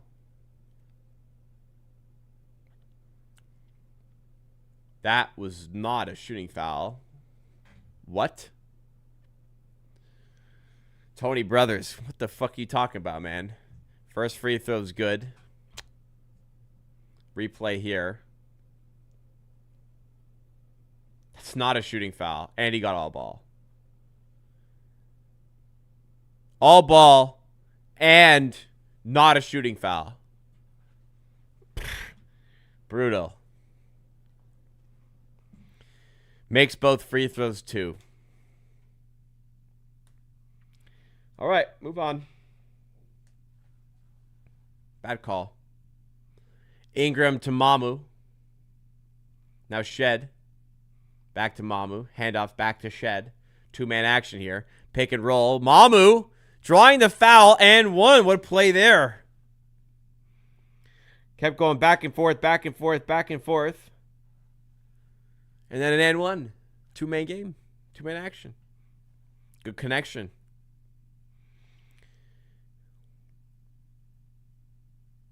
Try to get the crowd into it as well. We like it. Make the free throw now.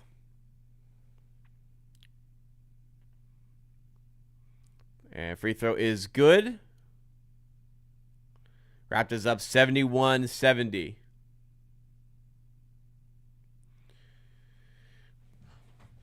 Harden driving. Dished it off to Zubac, who connects with the floater. Harden's been dictating things in this second half, and it contributed to why the Clippers have gotten back in the game. Ingram going at Sanders, and he's tied up. Clippers coming the other way with Christie to Zubac, and he's called for the travel. So turnover there by the Clippers. They give it right back. A lot of turnovers this half for the Raptors, though. That is gonna cost them this game if they don't clean it up.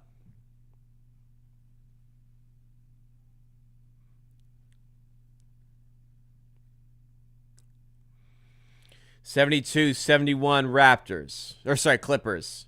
Shed to Mamu. Handoff to Abaji. Working around the perimeter. Ingram. Stepping back, giving it to Shed. Tough floater over Zubac, doesn't go. And he can't find the rebound. It's tipped out of bounds. It will be Clippers ball at the baseline.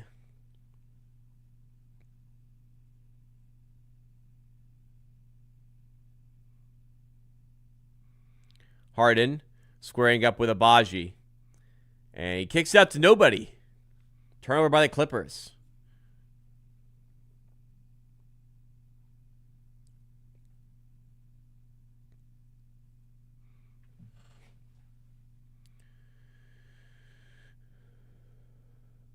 Ingram to Mamu. Nearly turned over, but he gets it out to Grady Dick for three and wide open. That's just one Grady Dick's got to have. Mamu trying to take it to the rack himself. Finishing past the defensive Zubac. Mamu with a good spell off the bench here. I think 6 points for Mamu in the quarter. Helping keep the Raptors in things. And that was a lovely take past a few Clippers defenders. Mamu's quarter indeed.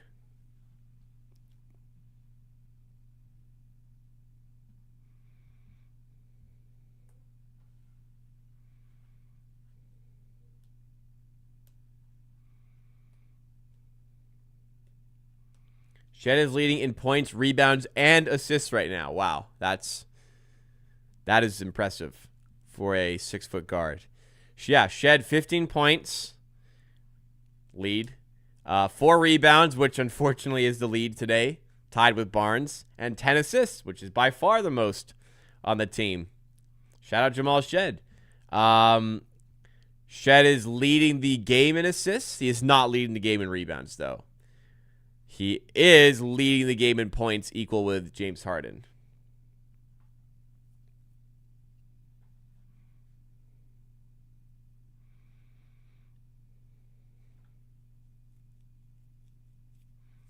Yeah, Van Gundy spent a bunch of years in the booth, now back on the bench.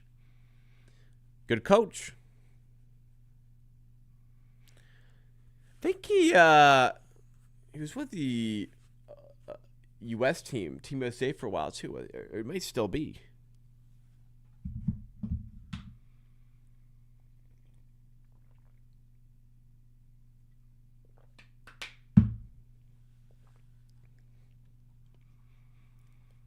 You're lucky, Seb Beast. You're lucky you didn't have to sit with that feeling all day.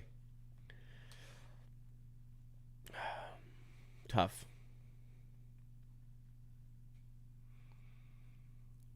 Freaking Discovery Channel bullshit.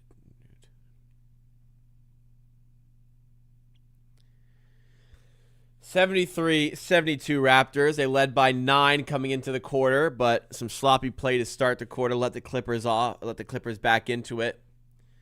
Since then, they started to find their footing a little bit more, forcing some more turnovers, getting the offense going a bit more, but it was cold to start. We're in a battle.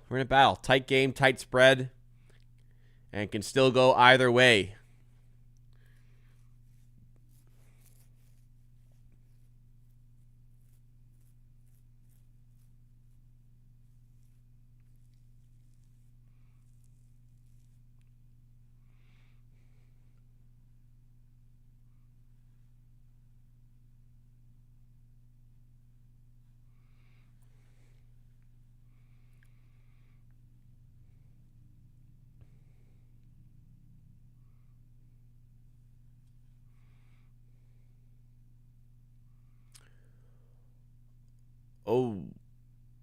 So Murray Boyles actually came out early in this quarter, not for a tactical purpose, but rather because he is in the locker room. And there is some injury we need to monitor now for CMB. That would be a problem with the Raptors already down so many players. So we'll monitor that and hope he can come back into the game. Free ball for Miller doesn't go for the Clippers. Nice rebound by Ingram. Outlets to Dick. Now Shed kicking out to Grady Dick. What a feed. A feed worthy of a three. And Grady Dick makes no mistake this time. Wow, Jamal Shed is balling tonight. Performer of the night for either team. And he's coming for that point guard role potentially. Miller got caught. Oh, sorry, it's Christie, not Miller. Christie caught in the moving screen. Shed drawing the foul, too. I mean, if Shed's doing this every night, yeah, he's the starter. But this in particular, this is a special performance right now. He is so good at drawing those offensive, like those moving screens. Like every night he's drawing one of those or multiple. Here's Ingram. Finds Mamu to Grady Dick in the corner for three. Yes, back-to-back threes for Grady Dick. Who is better for you, Van Vliet or Shed? I'm going to go with the player who was once an NBA All-Star, to be honest. Hot take, you know. What the fuck are we talking about, man? Shed with a steal. Grady lobs it forward to Abaji, who's fouled. But what a play there. Big play by Shed, big play by Grady, and Abaji just couldn't quite finish through the contacts, but he's going to head to the line to get it there. To get the points there. And we can extend the 79-72 lead. Now, can we just say Shed's good and not have to... Is he better than this guy? But Shed's really good.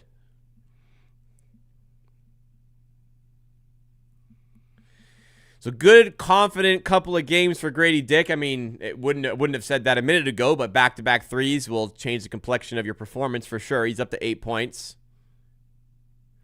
And Abaji makes both free throws to the line. It's a 9-point game.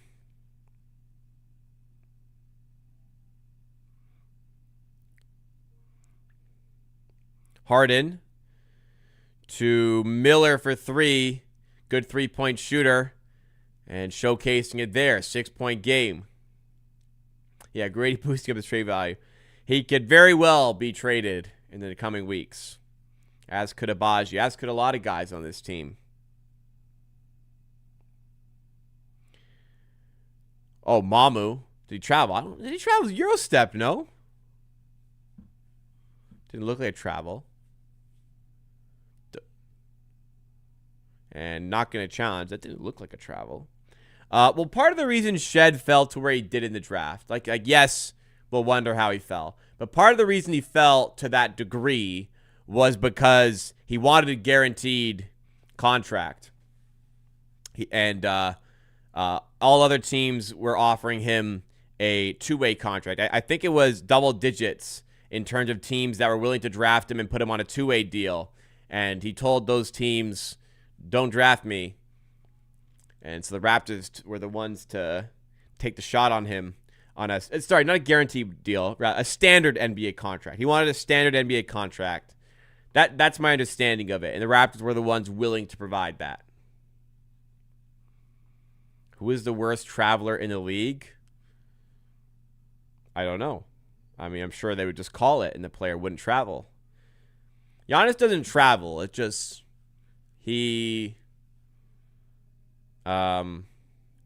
what's the right terminology for it? He has expertly worked the rules to gain an advantage. It's not traveling. Giannis does a great job of taking like a second to gather as he's in his drive, which will let him take 3 steps because he's in the gather for the first step. Like All these times I see like clips of Giannis traveling. He's not actually traveling. Mamu for 3. Can add on to his good quarter. Like James Harden, old step back with like 3 steps, but he was gathering for the first step, which is allowed.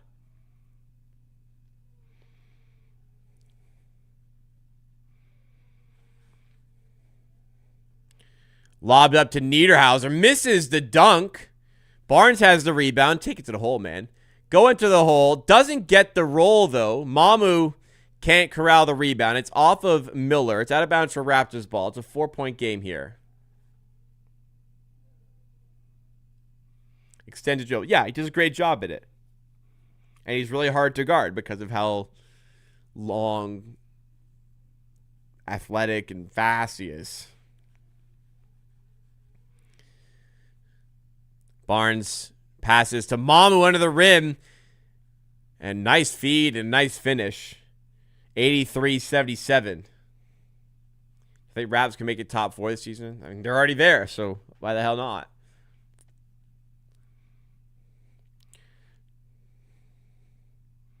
Harden. 1-1 with Mamu. Yeah, double. Double comes from Abaji. Christie in a corner for Lopez for 3. Doesn't go. Barnes on the rebound. Fouled by Harden. And we wrapped his ball. Not sure the bonus. I remember a playoff series between the Jazz and the Rockets. This is when Harden was on the Rockets. It was like a 4 versus 5 seed. I remember they had, I think it didn't matter who was, but the Jazz had Ricky Rubio or whoever was guarding Harden. They would essentially let Harden get past them. They would send like someone at the rim for help defense, but then they would have Rubio essentially guard Harden from behind. So opposite of basket side. They basically just kind of ushered him towards the rim wide open and just eliminated any like step back. They eliminated any going backwards. Just they forced him forward. So Harden just, torched them because he was wide open all the time. The Rockets swept them. I think either a sweep or a 4 or 5 game series. Sweep or gentleman sweep. Steal by A.J. Lawson. Forward to Grady Dick. Good layup off the glass. He's getting better at extending for those transition layups. He's getting better at using the body to create space. Anyways, that was the former threat of James Harden. And I bring that up because Abaji kind of defended him like that there. Who you got in this game? I'll take the team that's winning by 10. They're probably more likely to win from here than the team that is losing by 10. I'm wondering if IQ hurt his back on an off day or during practice. I don't remember him getting injured in his last game. It was I think it was during practice. It was during. Actually, I think it was just back spasms. I don't think it popped up from any particular event specifically. It was just back spasms. I don't know exactly where it came from though. Does the West Coast road to start this? It does. This is the last home game for a while. 5 straight on the West Coast, ending off with, well, not really West Coast, but ending off with a game against the Thunder.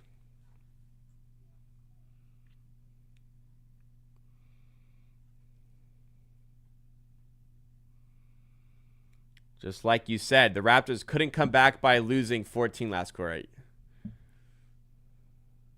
don't remember saying that. Last Q. They've been winning this whole game except for like a couple minutes in the third. Barnes, nice fake. Scoops it up and over top of Lopez and in. Raptors by 11 2 days ago. The Raptors led like the entire game 2 days ago. I don't know what you're talking about.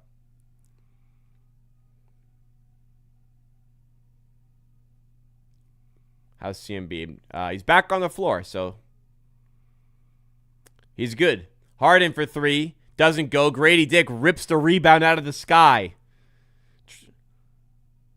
Feel like some momentum is brewing. Not a great shot by Grady Dick there when momentum was brewing, but I guess wanted the 2 for 1. But when the 2 for 1 is so tight, I'd rather just wait for the better shot. Anyways.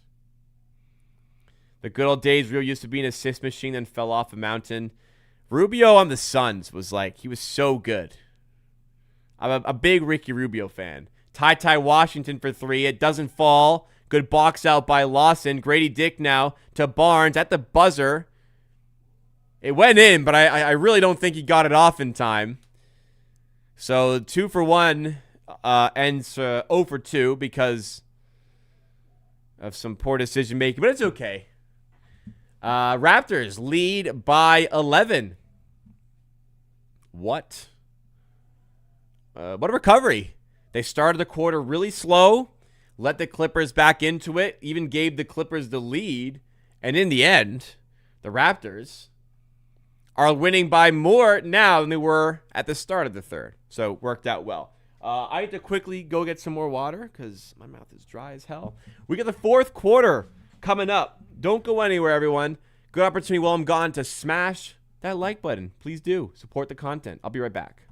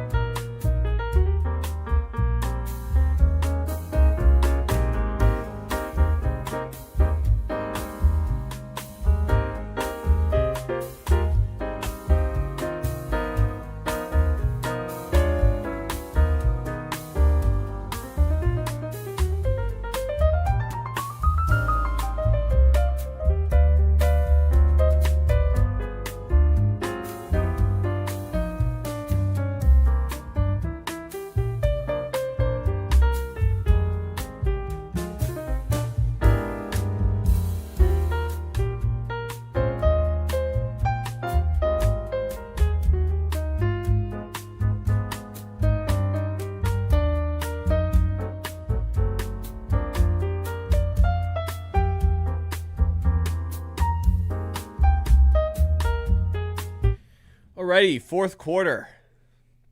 Let's do it. 12 minutes to destiny.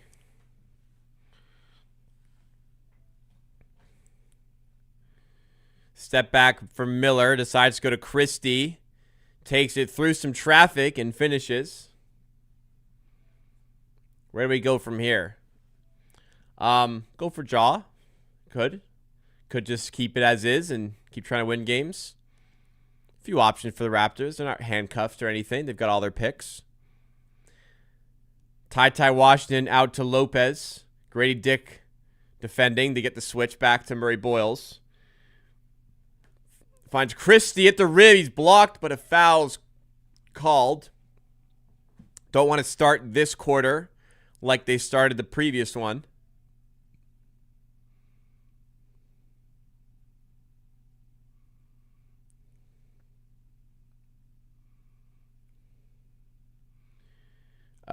If Quickly doesn't get traded, he'll sure as hell know he was getting shopped.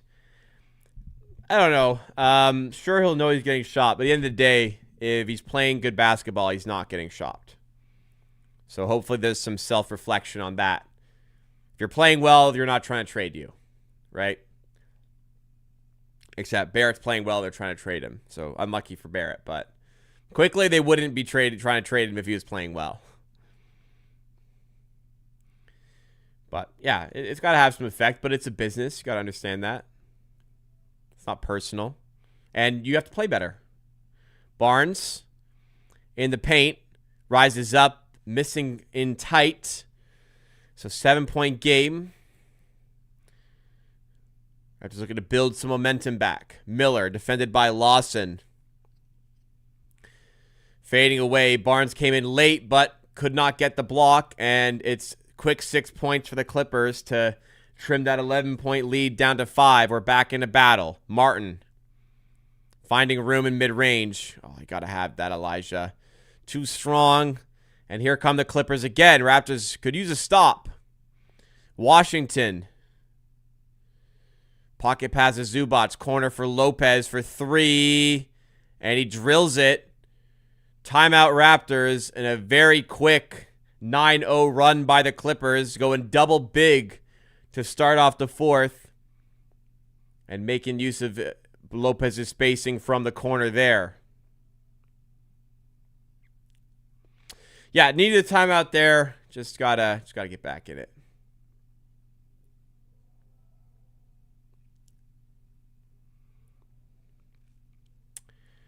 All right, well, the work to get back in that big lead is evaporated. The work begins once again to recover.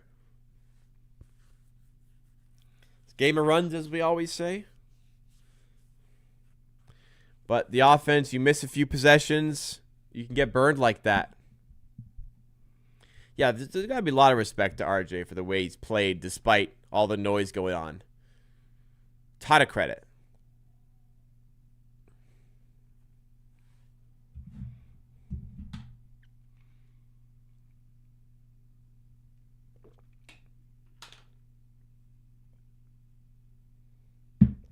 So, 9-0 run for the Clippers, starting off the fourth.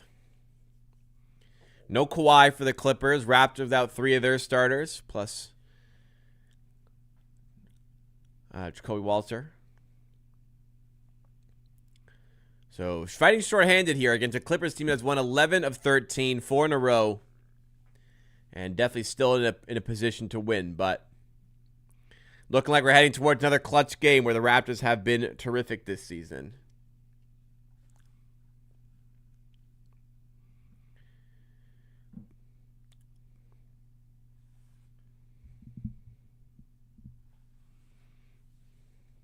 Yeah, RJ is good. He's played very well this season, but the Raptors might be looking for a different profile.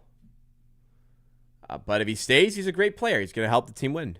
If he gets traded, hopefully it's for a player that helps the team win. Give a ton of credit.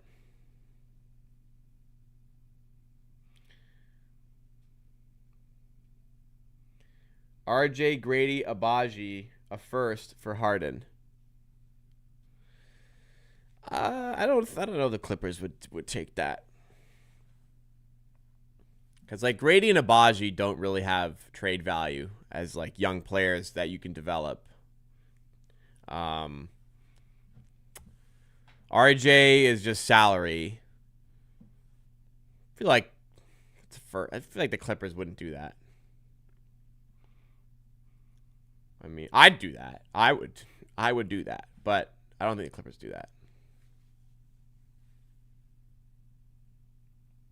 RJ helps the team win. Why would we trade him? Because you can trade him for somebody else that helps you win maybe more.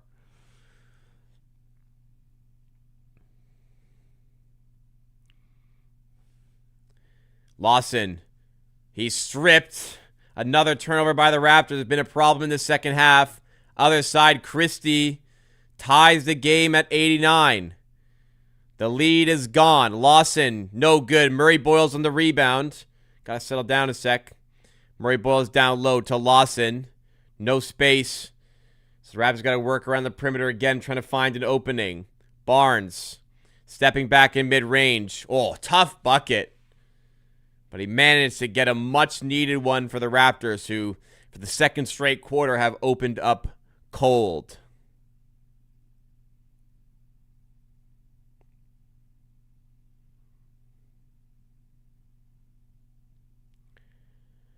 Yeah, it's been quite a game, quite a second half. Raptors led by 10, then Clippers tied it, took the lead. Raptors led by 11, Clippers tied it, and now they are in the lead, 92-91. They are on fire to start the fourth. Raptors need to respond. Grady Dick, they do respond. 94-92, Grady Dick having another good game here for Toronto. hopefully turning the tide on his season in the second half. Christie to Zubats. In the corner, Lopez. Martin. Does he tie him up? Yeah, he's fouled. It's called. That's to a fouled. Is he? Or is it? Sorry, is it Lopez stepping out of bounds? It was, yes. Good call by the official. Good defense by Elijah Martin. Always a workhorse.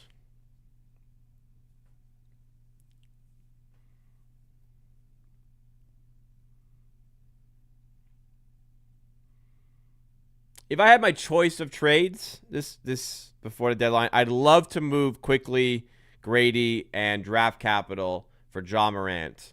I would personally hang on to RJ Barrett because I don't think there's enough of a good trade there to justify the move. And run, hopefully you get Pirtle healthy. And you can run Ja Morant, RJ Barrett, Scotty Barnes, Brandon Ingram, Jakob Pirtle. Now, that is a spacing nightmare, and I recognize that, but you're getting off the quickly contract if you do that. And my hope is that there's enough top-tier offensive talent to compensate for the lack of spacing and the fit issues that come with that.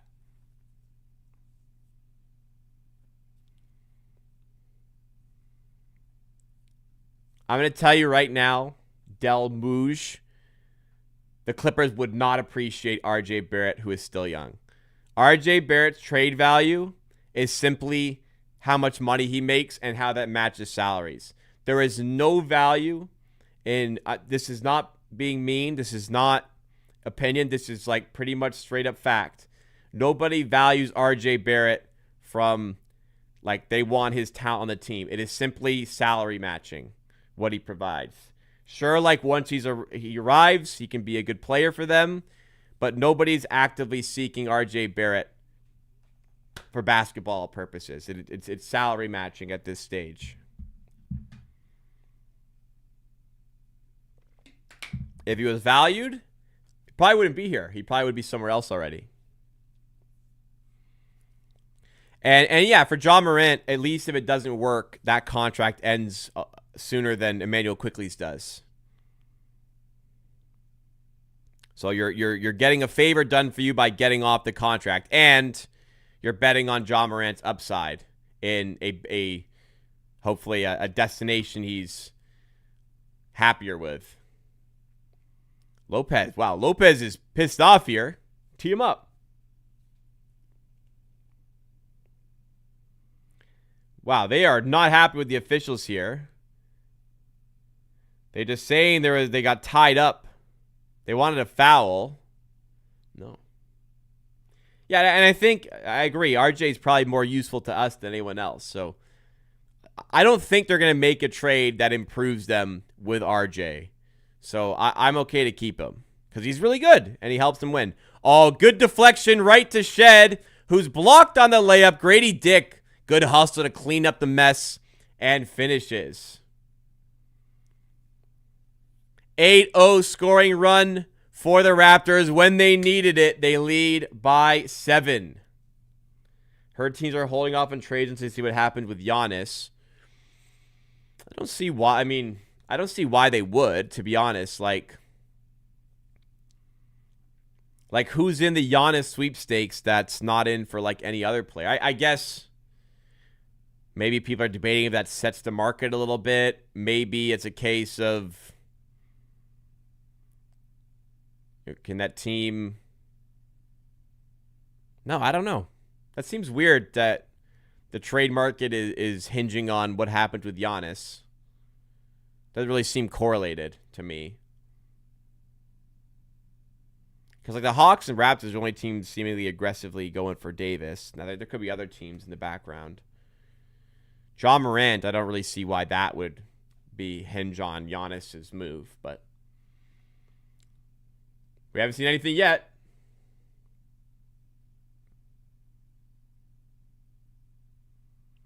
Another great game for Grady Dick today. Very positive sign. 2 games in a row like that.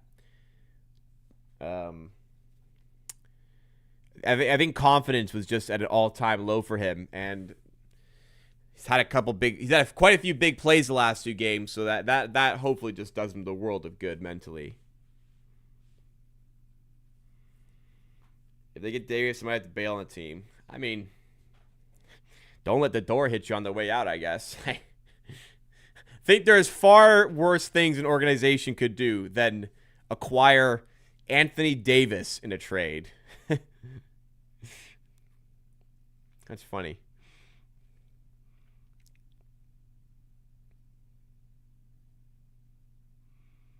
There's worse out there.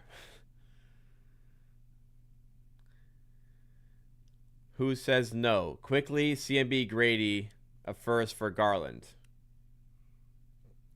Cleveland.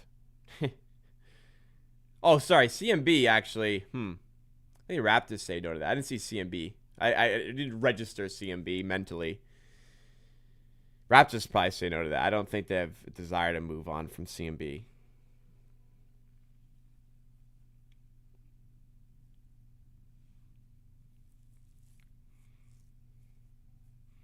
Garland would be an upgrade, but I do question, like, he hasn't been healthy for a long time now.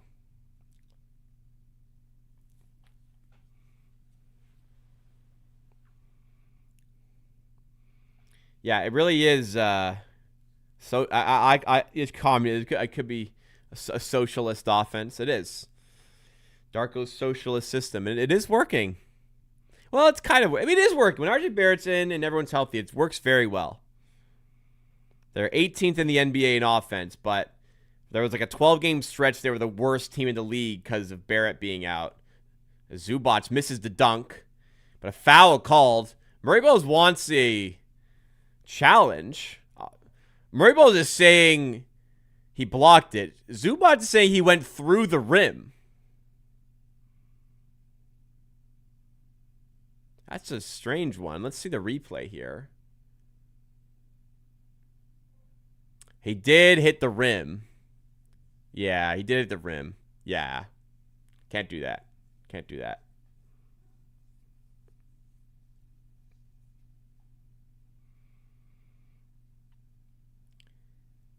AD is playing 46 games or less season. He isn't an upgrade on Pirtle. That's a truly ridiculous statement. He isn't an upgrade. He is a monumental upgrade on Pirtle. And I think AD has played more games than Pirtle in the last 3 seasons.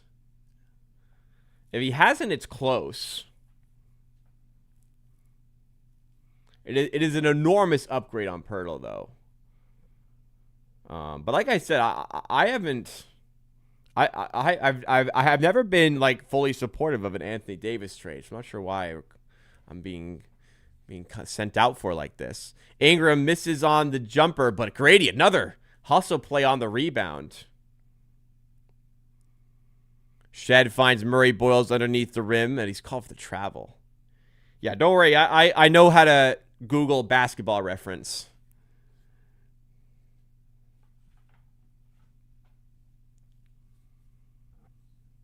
You've lost sleep over the thought of trading Barrett and Giddey. I definitely don't lose sleep over this. I would panic, or I'd be aggrieved if we traded for AD and didn't trade Pirtle. Oh, Grady, another big play, lobs it up for Ingram, who throws it down. Grady's playing amazing. If we trade for AD and don't get rid of Pirtle, I would then be upset. Like, trading RJ and quickly for AD would be a problem for me. AD should be your ticket off Pirtle in that contract right now. Wow, Grady's playing amazing. Anyways, don't need to dwell on the past. I want to watch this fantastic fourth quarter right now. Enough on this trade stuff. I talk enough about it. Listen, you got 3 hours a week where I'm live talking about trades. Ask me the questions there. Done for 3, doesn't go. 101.97. Monday, Wednesday, Friday, 5 p.m. Send these questions in. It'll be great. Right now I'm watching basketball. Ingram to Murray Boyles out to Shed. Shed. Nice pass to Murray Boyles. Oh my goodness! Throws it down with some authority.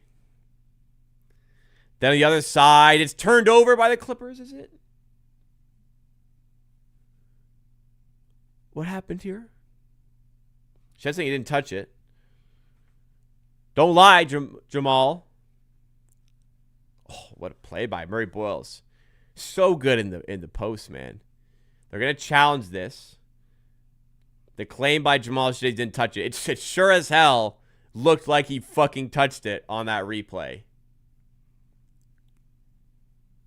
We'll see on a better angle potentially in the replay. It certainly looked like from that angle he touched it, though. So I hope he wasn't lying. It'd be really annoying if he lied for no reason and we lost the ball because of it.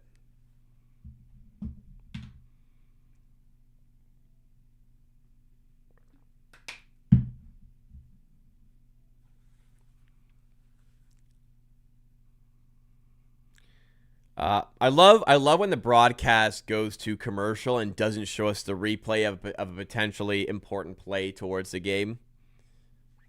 Good stuff. Yeah, I got to make sure I see the new hottest CTV show and what movie I'm not going to go watch in theaters. And I don't know how I can link my TSN to Crave. This is not a TSN. Anyways. Call was overturned. So he's telling the truth. He did not touch the ball. Raptors win the challenge and will retain a further challenge to use at some point for the rest of the game if they see fit. All right, good stuff.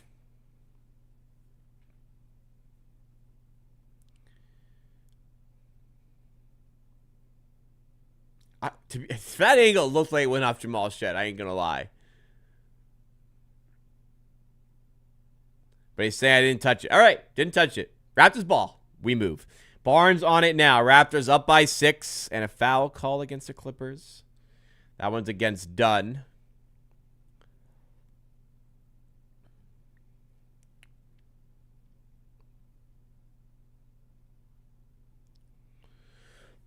Side out of bounds for the Raptors. Barnes to Shed. Back to Barnes. Now Ingram defended by Dunn. Spins off. Long 2 over Zubac. What? How does he even get these shots off, let alone make them over 7-footers? Ridiculous. You don't want to see Bone Daddy Theater. Did not tickling my fancy.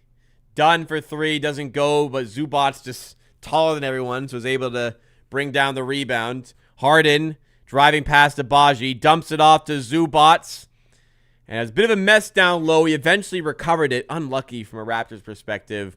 And he's fouled on the way up. He's going to go to the free throw line. Unlucky.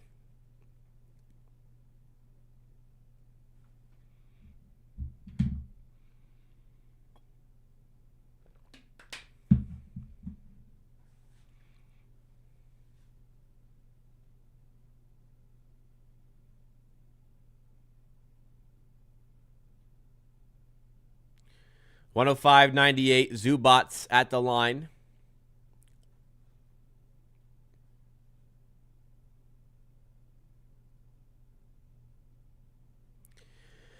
Makes both. 6-point game. We're under 5 minutes. We are not officially in the clutch by NBA standards, but we really are in the clutch. Mamu for 3. We do need to adjust. So NBA clutch stats occur 5 minutes or less left in the game, or in OT, and scores within 5 as Zubac throws it down. And now it's within 5, less than 5 minutes left.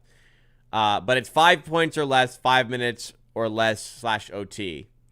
And with the way scoring is these days, that is not like if you're up by 7, you're still in the clutch. Barnes turns it over. Full court pass to Dunn. Good recovery by Ingram. But now Zubac can't get it to fall. Raptors get the stop they needed there. Good work by Ingram and Mamu hustling back. Barnes looking to make amends. Double comes, but he finds Abaji under the rim. His layup doesn't go. Oof, unlucky, but he's fouled. Just rolls out of the rim. He's had a few of those that just roll out for him. Come on, make these the line. Make these the line. We've managed. Zubac's had a decent he's had a decent game, but we've done a pretty good job managing, considering the tallest player we have on our team is 6'9", and he is 7 feet tall, or he might be 6'11", but he's tall. He's a big lad, bigger than what we got. First free throw is good for Abaji. He's had a great game. 14 points, 4 assists, 4 of 6, 3 of 5 from 3.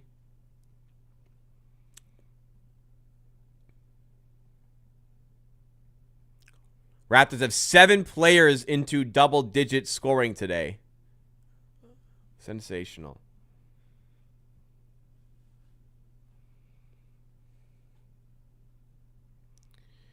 And another offensive foul drawn by Shed. I said earlier, he's becoming so good at earning Raptors extra possessions there.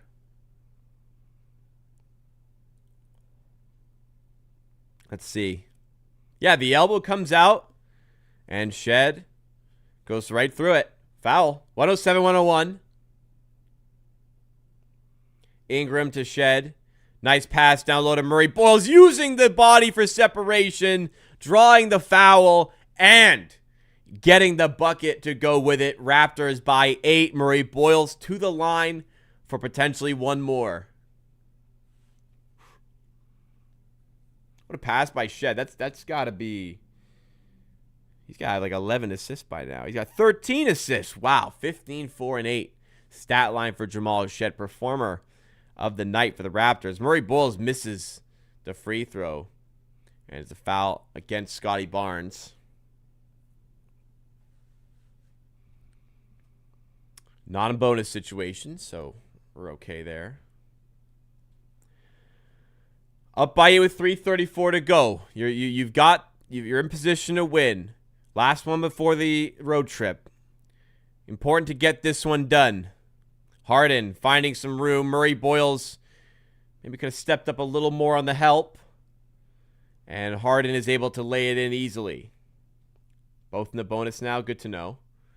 Timeout Darko. Wanted to strategize for the last few minutes here. Why is Harden? How's Harden complaining? He sticks his elbow out on the screen. He can't do that shit.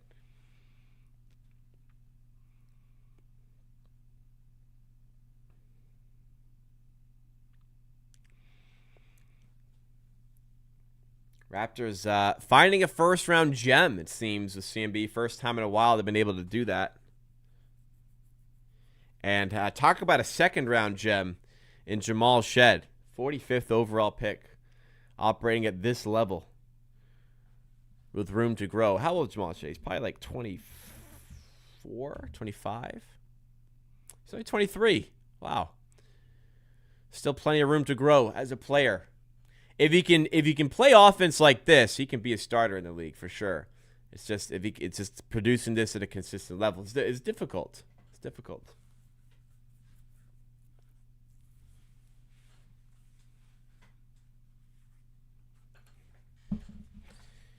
All right. Back from the timeout. Big finish on the way in Toronto. They got the ball. They're up by 6. There's 3:17 to go.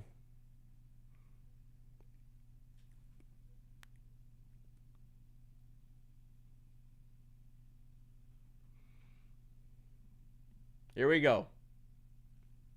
Raptors inbound to Murray Boyles. Off to Ingram. Dunn staying with him, but Ingram has found ways to score. He is not on this occasion.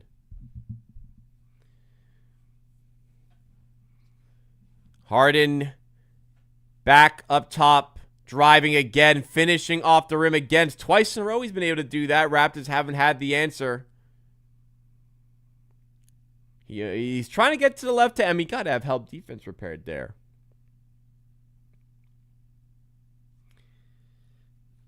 Don't let him beat you. 4-point game. Shed, pass deflected out by Dunn. So 9 on the shot clock. Raptors would be pretty important to get a bucket on this possession here.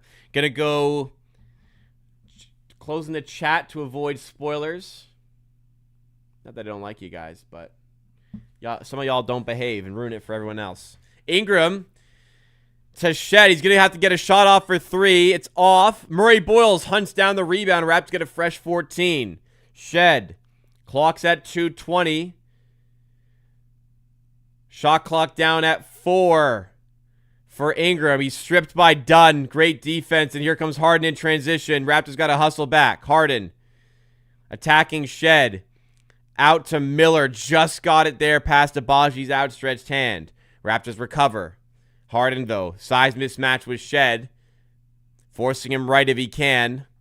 But Harden's going to take it. Floater. Blocked, but they call a goaltend on Murray Boyles. And the Clippers are within 2. Harden hits the deck hard.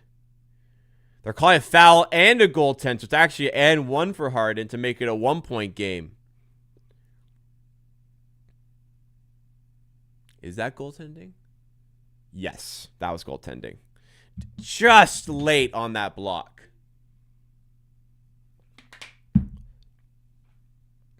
They're going to take a look. What are they taking a look for? There's nothing there.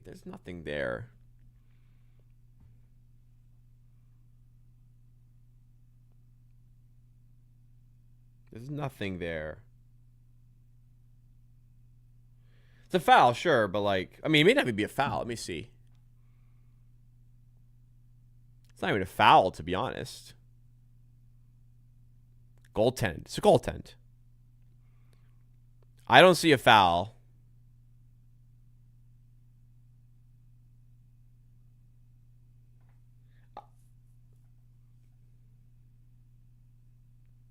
So, basket's good. I don't think there's a foul. It was goaltending.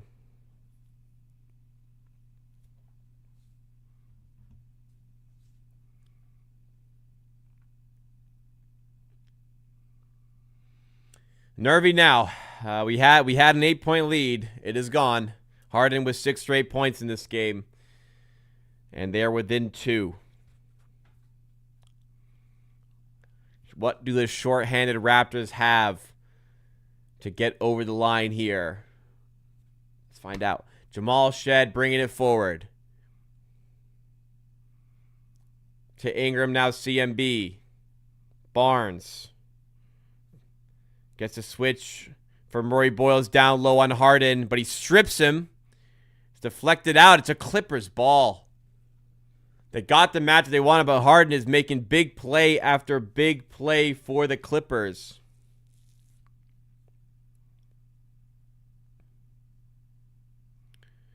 So in for Harden now. Can they find a way to get a stop? Abaji defending him up top. Starters on the floor for the Raptors. Miller in for Batum as far as the Clippers starters. Harden now drawing the foul on Abaji. They cannot stop this guy right now. Start sending doubles. I mean, 6 straight points. Just gotta see, stop letting this guy beat you, man.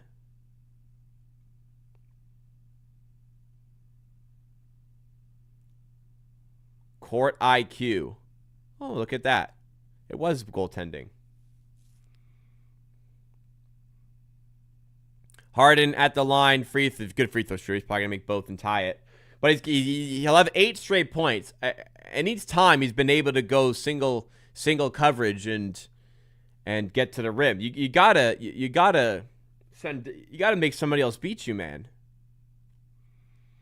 Second free throw is good. Harden 3 of 13 in the first half. 5 of 7 in the second. And those free throws have tied us up at 109. 8-0 run for the Clippers. Raptors offense going cold at the wrong time. Ingram avoiding the steal. Getting it off to Abaji, who is stifled at the rim by Zubats. And now the Clippers can take the lead with a minute to go. But Barnes draws the offensive foul. Another illegal screen called against the Clippers. This time it's done. Barnes is shaken up a little bit. Let's see here.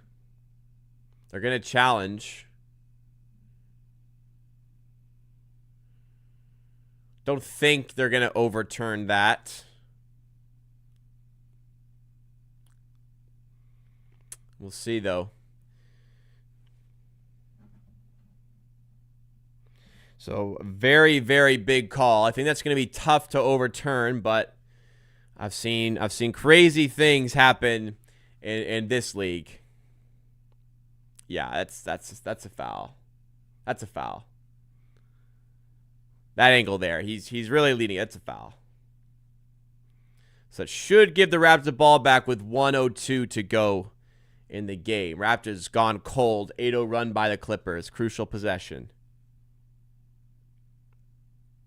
That's a real elbow into the body too. That would fucking hurt, man.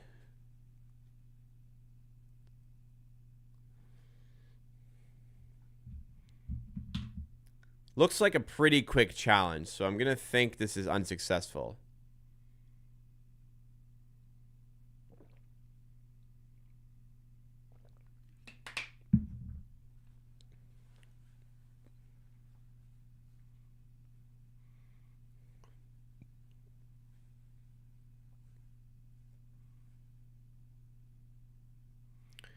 All right, let's see what he says.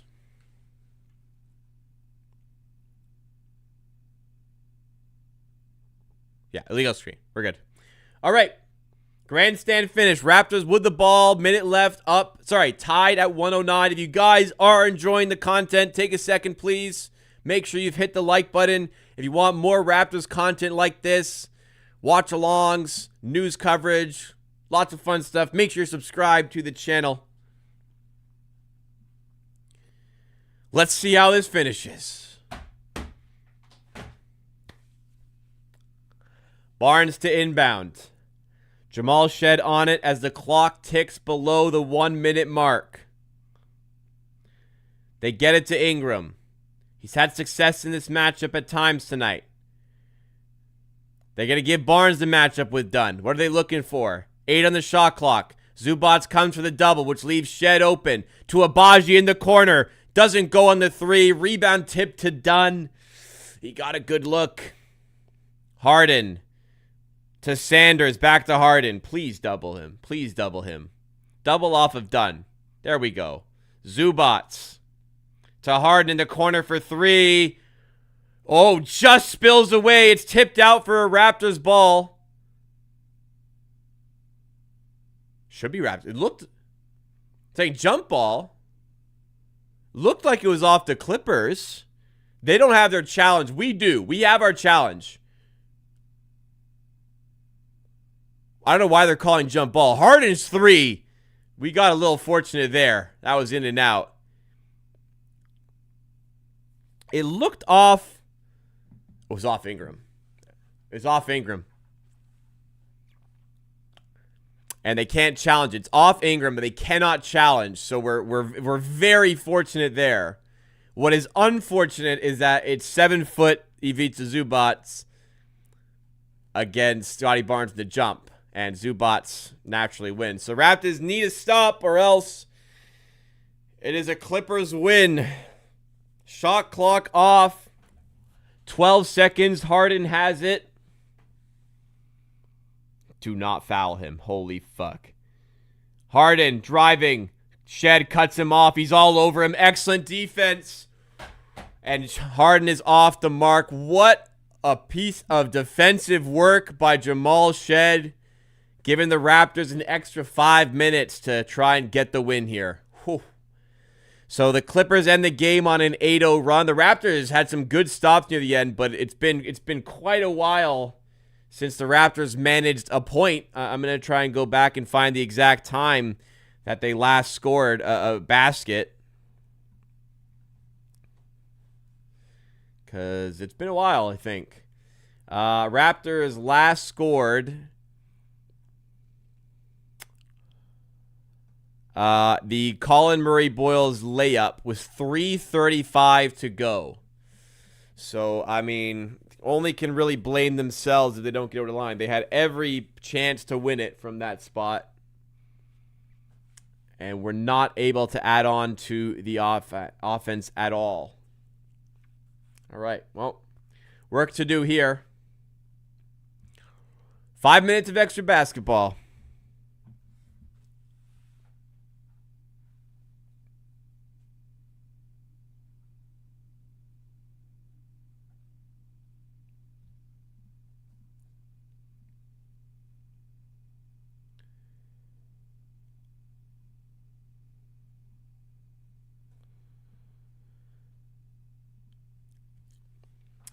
Doing it shorthanded a little bit. No Kawhi for the Clippers, but no Pirtle, Barrett, and Quickly for the Raptors. Would have been nice to have all three of those guys, but it is what it is.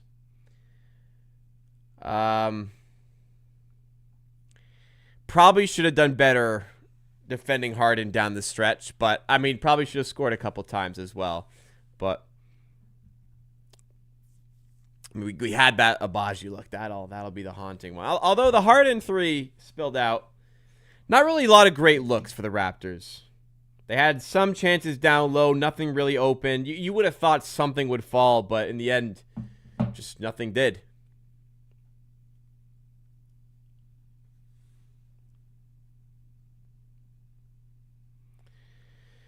.335 at a point, though, is going to sting if the Raptors can't find a way to win. But the fans who braved the Toronto Storm to get to the venue tonight, they get some free basketball for their admission. A little bit of extra at no charge. Here we go. Overtime on the way. Start. You don't want to head into the road trip with a loss like this. You want good vibes on that plane out to California. Here we go. Zubac wins the jump. You're undersized. It's going to happen. Harden. Defended by Barnes. They're going to get a double ready. Barnes and Ingram defending Harden. Harden gets to the left, though. The floater, no good this time. But a foul called. Zubac had the rebound anyways. So it'll take away... It takes away what would have been an easy two. He's not happy about the call, but it would have been an easy two, so it is what it is. Zubac had the rebound. Harden is absolutely cooking, man. Like, absolutely cooking. Even Murray Bowles even got out there for the help. But Harden's going to head to the free throw line. Very good free throw shooter, as we know. First free throw is good. Clippers in the lead and extending the run. It's a 9-0 run by the Clippers. 10-0 if he can put this in. It's 10-0 run by Harden on his own. Makes both Raptors plenty of work to do, and they haven't had many answers on offense. They've gone 4 minutes of action without a point. Where is that going to come from? Is it going to be this Abaji 3? It is not. It is not. That's another good look for Abaji. He's been good tonight, but 2 good looks go begging in the clutch. One that would have probably won them the game. Harden stops on a dime, mid-range, doesn't get the roll, but a foul is called again. They have no answer for James Harden right now. Send a double and say you're not fucking scoring at this point. I'm getting real frustrated here. You've got Sanders, you've got Miller, you've got fucking Dunn on the court. Somebody else needs to fucking beat me beyond James Harden. Like we're worried about Chris Dunn's offense and the Raptors making subs. I like it. Mamu's been great tonight. They're gonna get Murray Boyles out actually. I don't know if I agree with that. But Grady Dick coming in for Abaji. I don't mind that at all. Grady's been excellent tonight. But fuck me. Get the fucking ball out of James Harden's fucking hands. He has 12 straight points. It was 109-101, and Harden has scored 12 in a row in the game. Get the ball out of his goddamn hands. Raptors... 4.5 minutes without a point. Looks like they haven't gotten into the set they wanted, but Barnes has it now. Who can find a way to score for the Raptors? Shed. Floater. Another chance goes begging. Barnes rips the rebound away to Ingram for three, and it's an air ball. Wow. Just completely cold on offense. 5 minutes without a point. In that stretch, Harden has 12.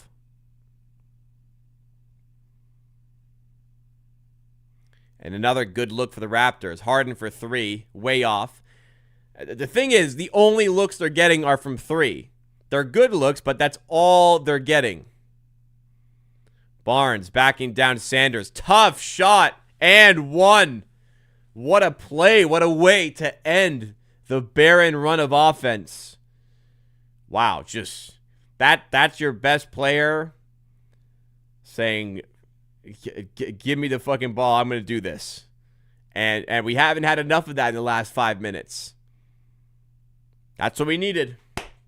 Ignite the team a bit. Hopefully make this free throw. Missed the free throw. All right. Well, it's 2 points we didn't have before. And we ended the cold run. Now we need another stop. Harden with it again. Getting the switch on to Mamu. Finds Zubats. Out to Miller for three. You know, you got it out of Harden's hands. But they free up space for Miller. Good three-point shooter. Hey, you pick your poison. Barnes turnaround two again. Gets it to fall. 2:49 to go in overtime.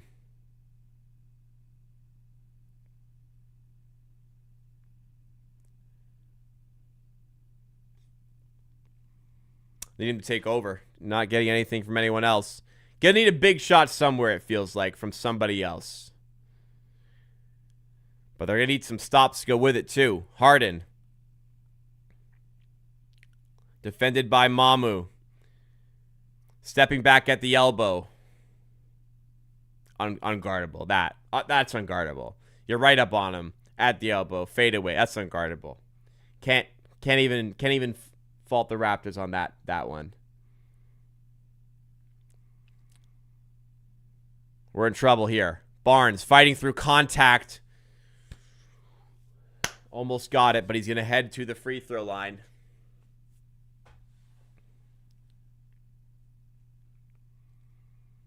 Jesus Christ.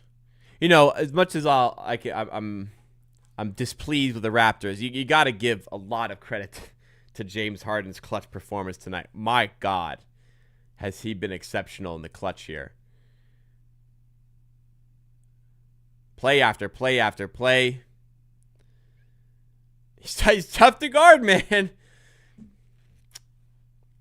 going to get CMB back in now. Because did Mamu just get taken out because he got cooked? That's cutthroat, man. Barnes makes both, so it's still one possession game.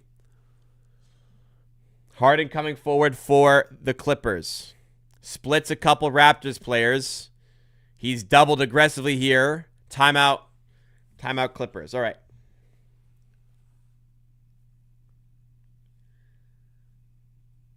I've got chat off. What did I miss? I don't got a moderator.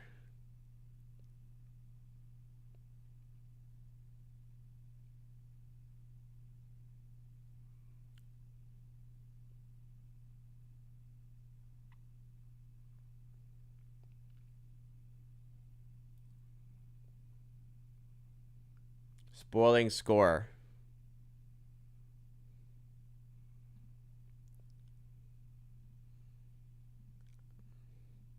I mean, it's one thing to spoil. It's another thing to send updates into the chat of what's going on in the game as if we're not all watching the game. Clippers lead. 118-115.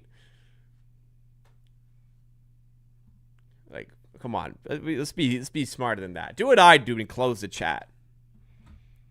But I mean, come on. It's one thing to be excited about a play. It's another thing to literally be giving play-by-play in the chat. Come on now.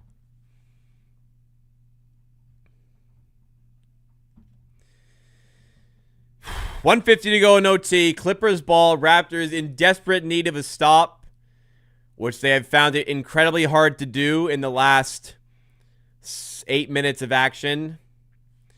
And they're going to need some buckets to go with it, which they've found it incredibly hard to do in the last 8 minutes of action. So not boding well for them, but they're only down 3. Fully capable of it. 144 to go. Barnes defending Harden. Double, please! Step back 3. No good this time. Murray Boyles doing some good work on the rebound. Zubats tips it out. CMB was there, though. He had to go up and contest. Good battle. Raptors now need to go to work on offense. Barnes for 3 to tie. Doesn't go. The decision there, questionable. Back to work on defense. They send Murray Boyles out to guard James Harden. Clippers giving him the ISO.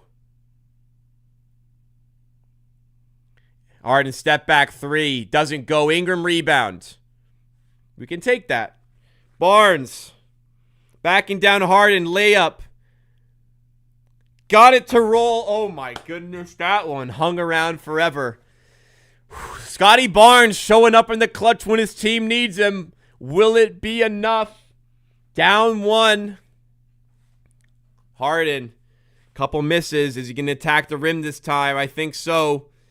Stepping back in mid-range. And again, Harden has the answer. 2 for 1. You got to use it. Got to use it. Well, they're going to foul. No, they may not foul. You got to use 2 for 1 here. Not going to use it. Ingram for the tie. Oh, man. The decision-making down the stretch. I mean, where has the success been? The success has been Barnes bully ball down low, and then 2 straight possessions. All right, 2 of the last 3 possessions, it's settling for an early 3. Like, you're finding success there. I don't know. That one's not as bad. That's an open 3 for Brandon Ingram. That's not as bad.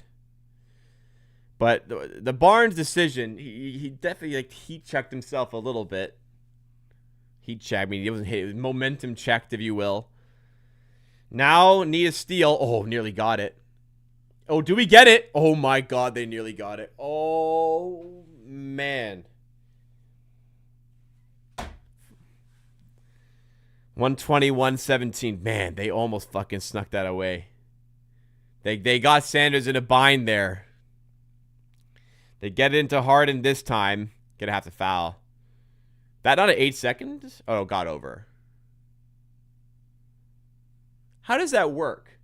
If they throw it over half court and you bat it back.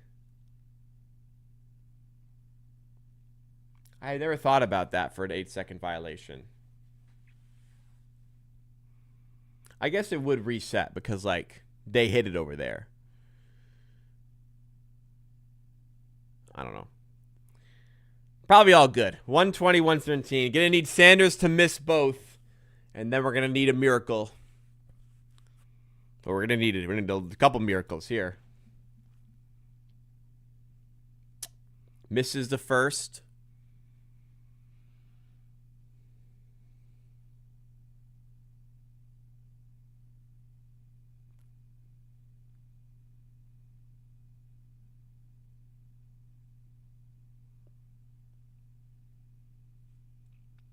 Second free throw coming up.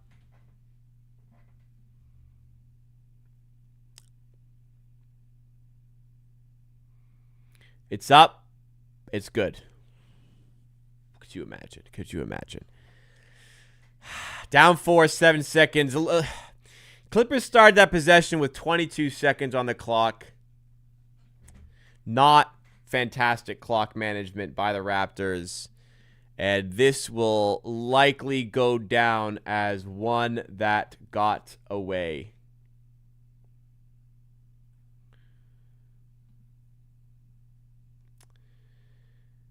Yeah. Man, 109, 101 up with 3:35 to go. You should probably win that game.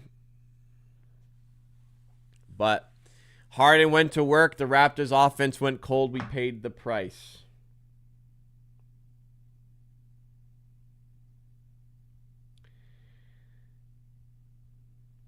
Just so much of that, like, late fourth quarter was settling for bad shots, not enough aggression. Like, that's, like, Scottie Barnes, excellent overtime, but not to be greedy and all, but, needed that earlier.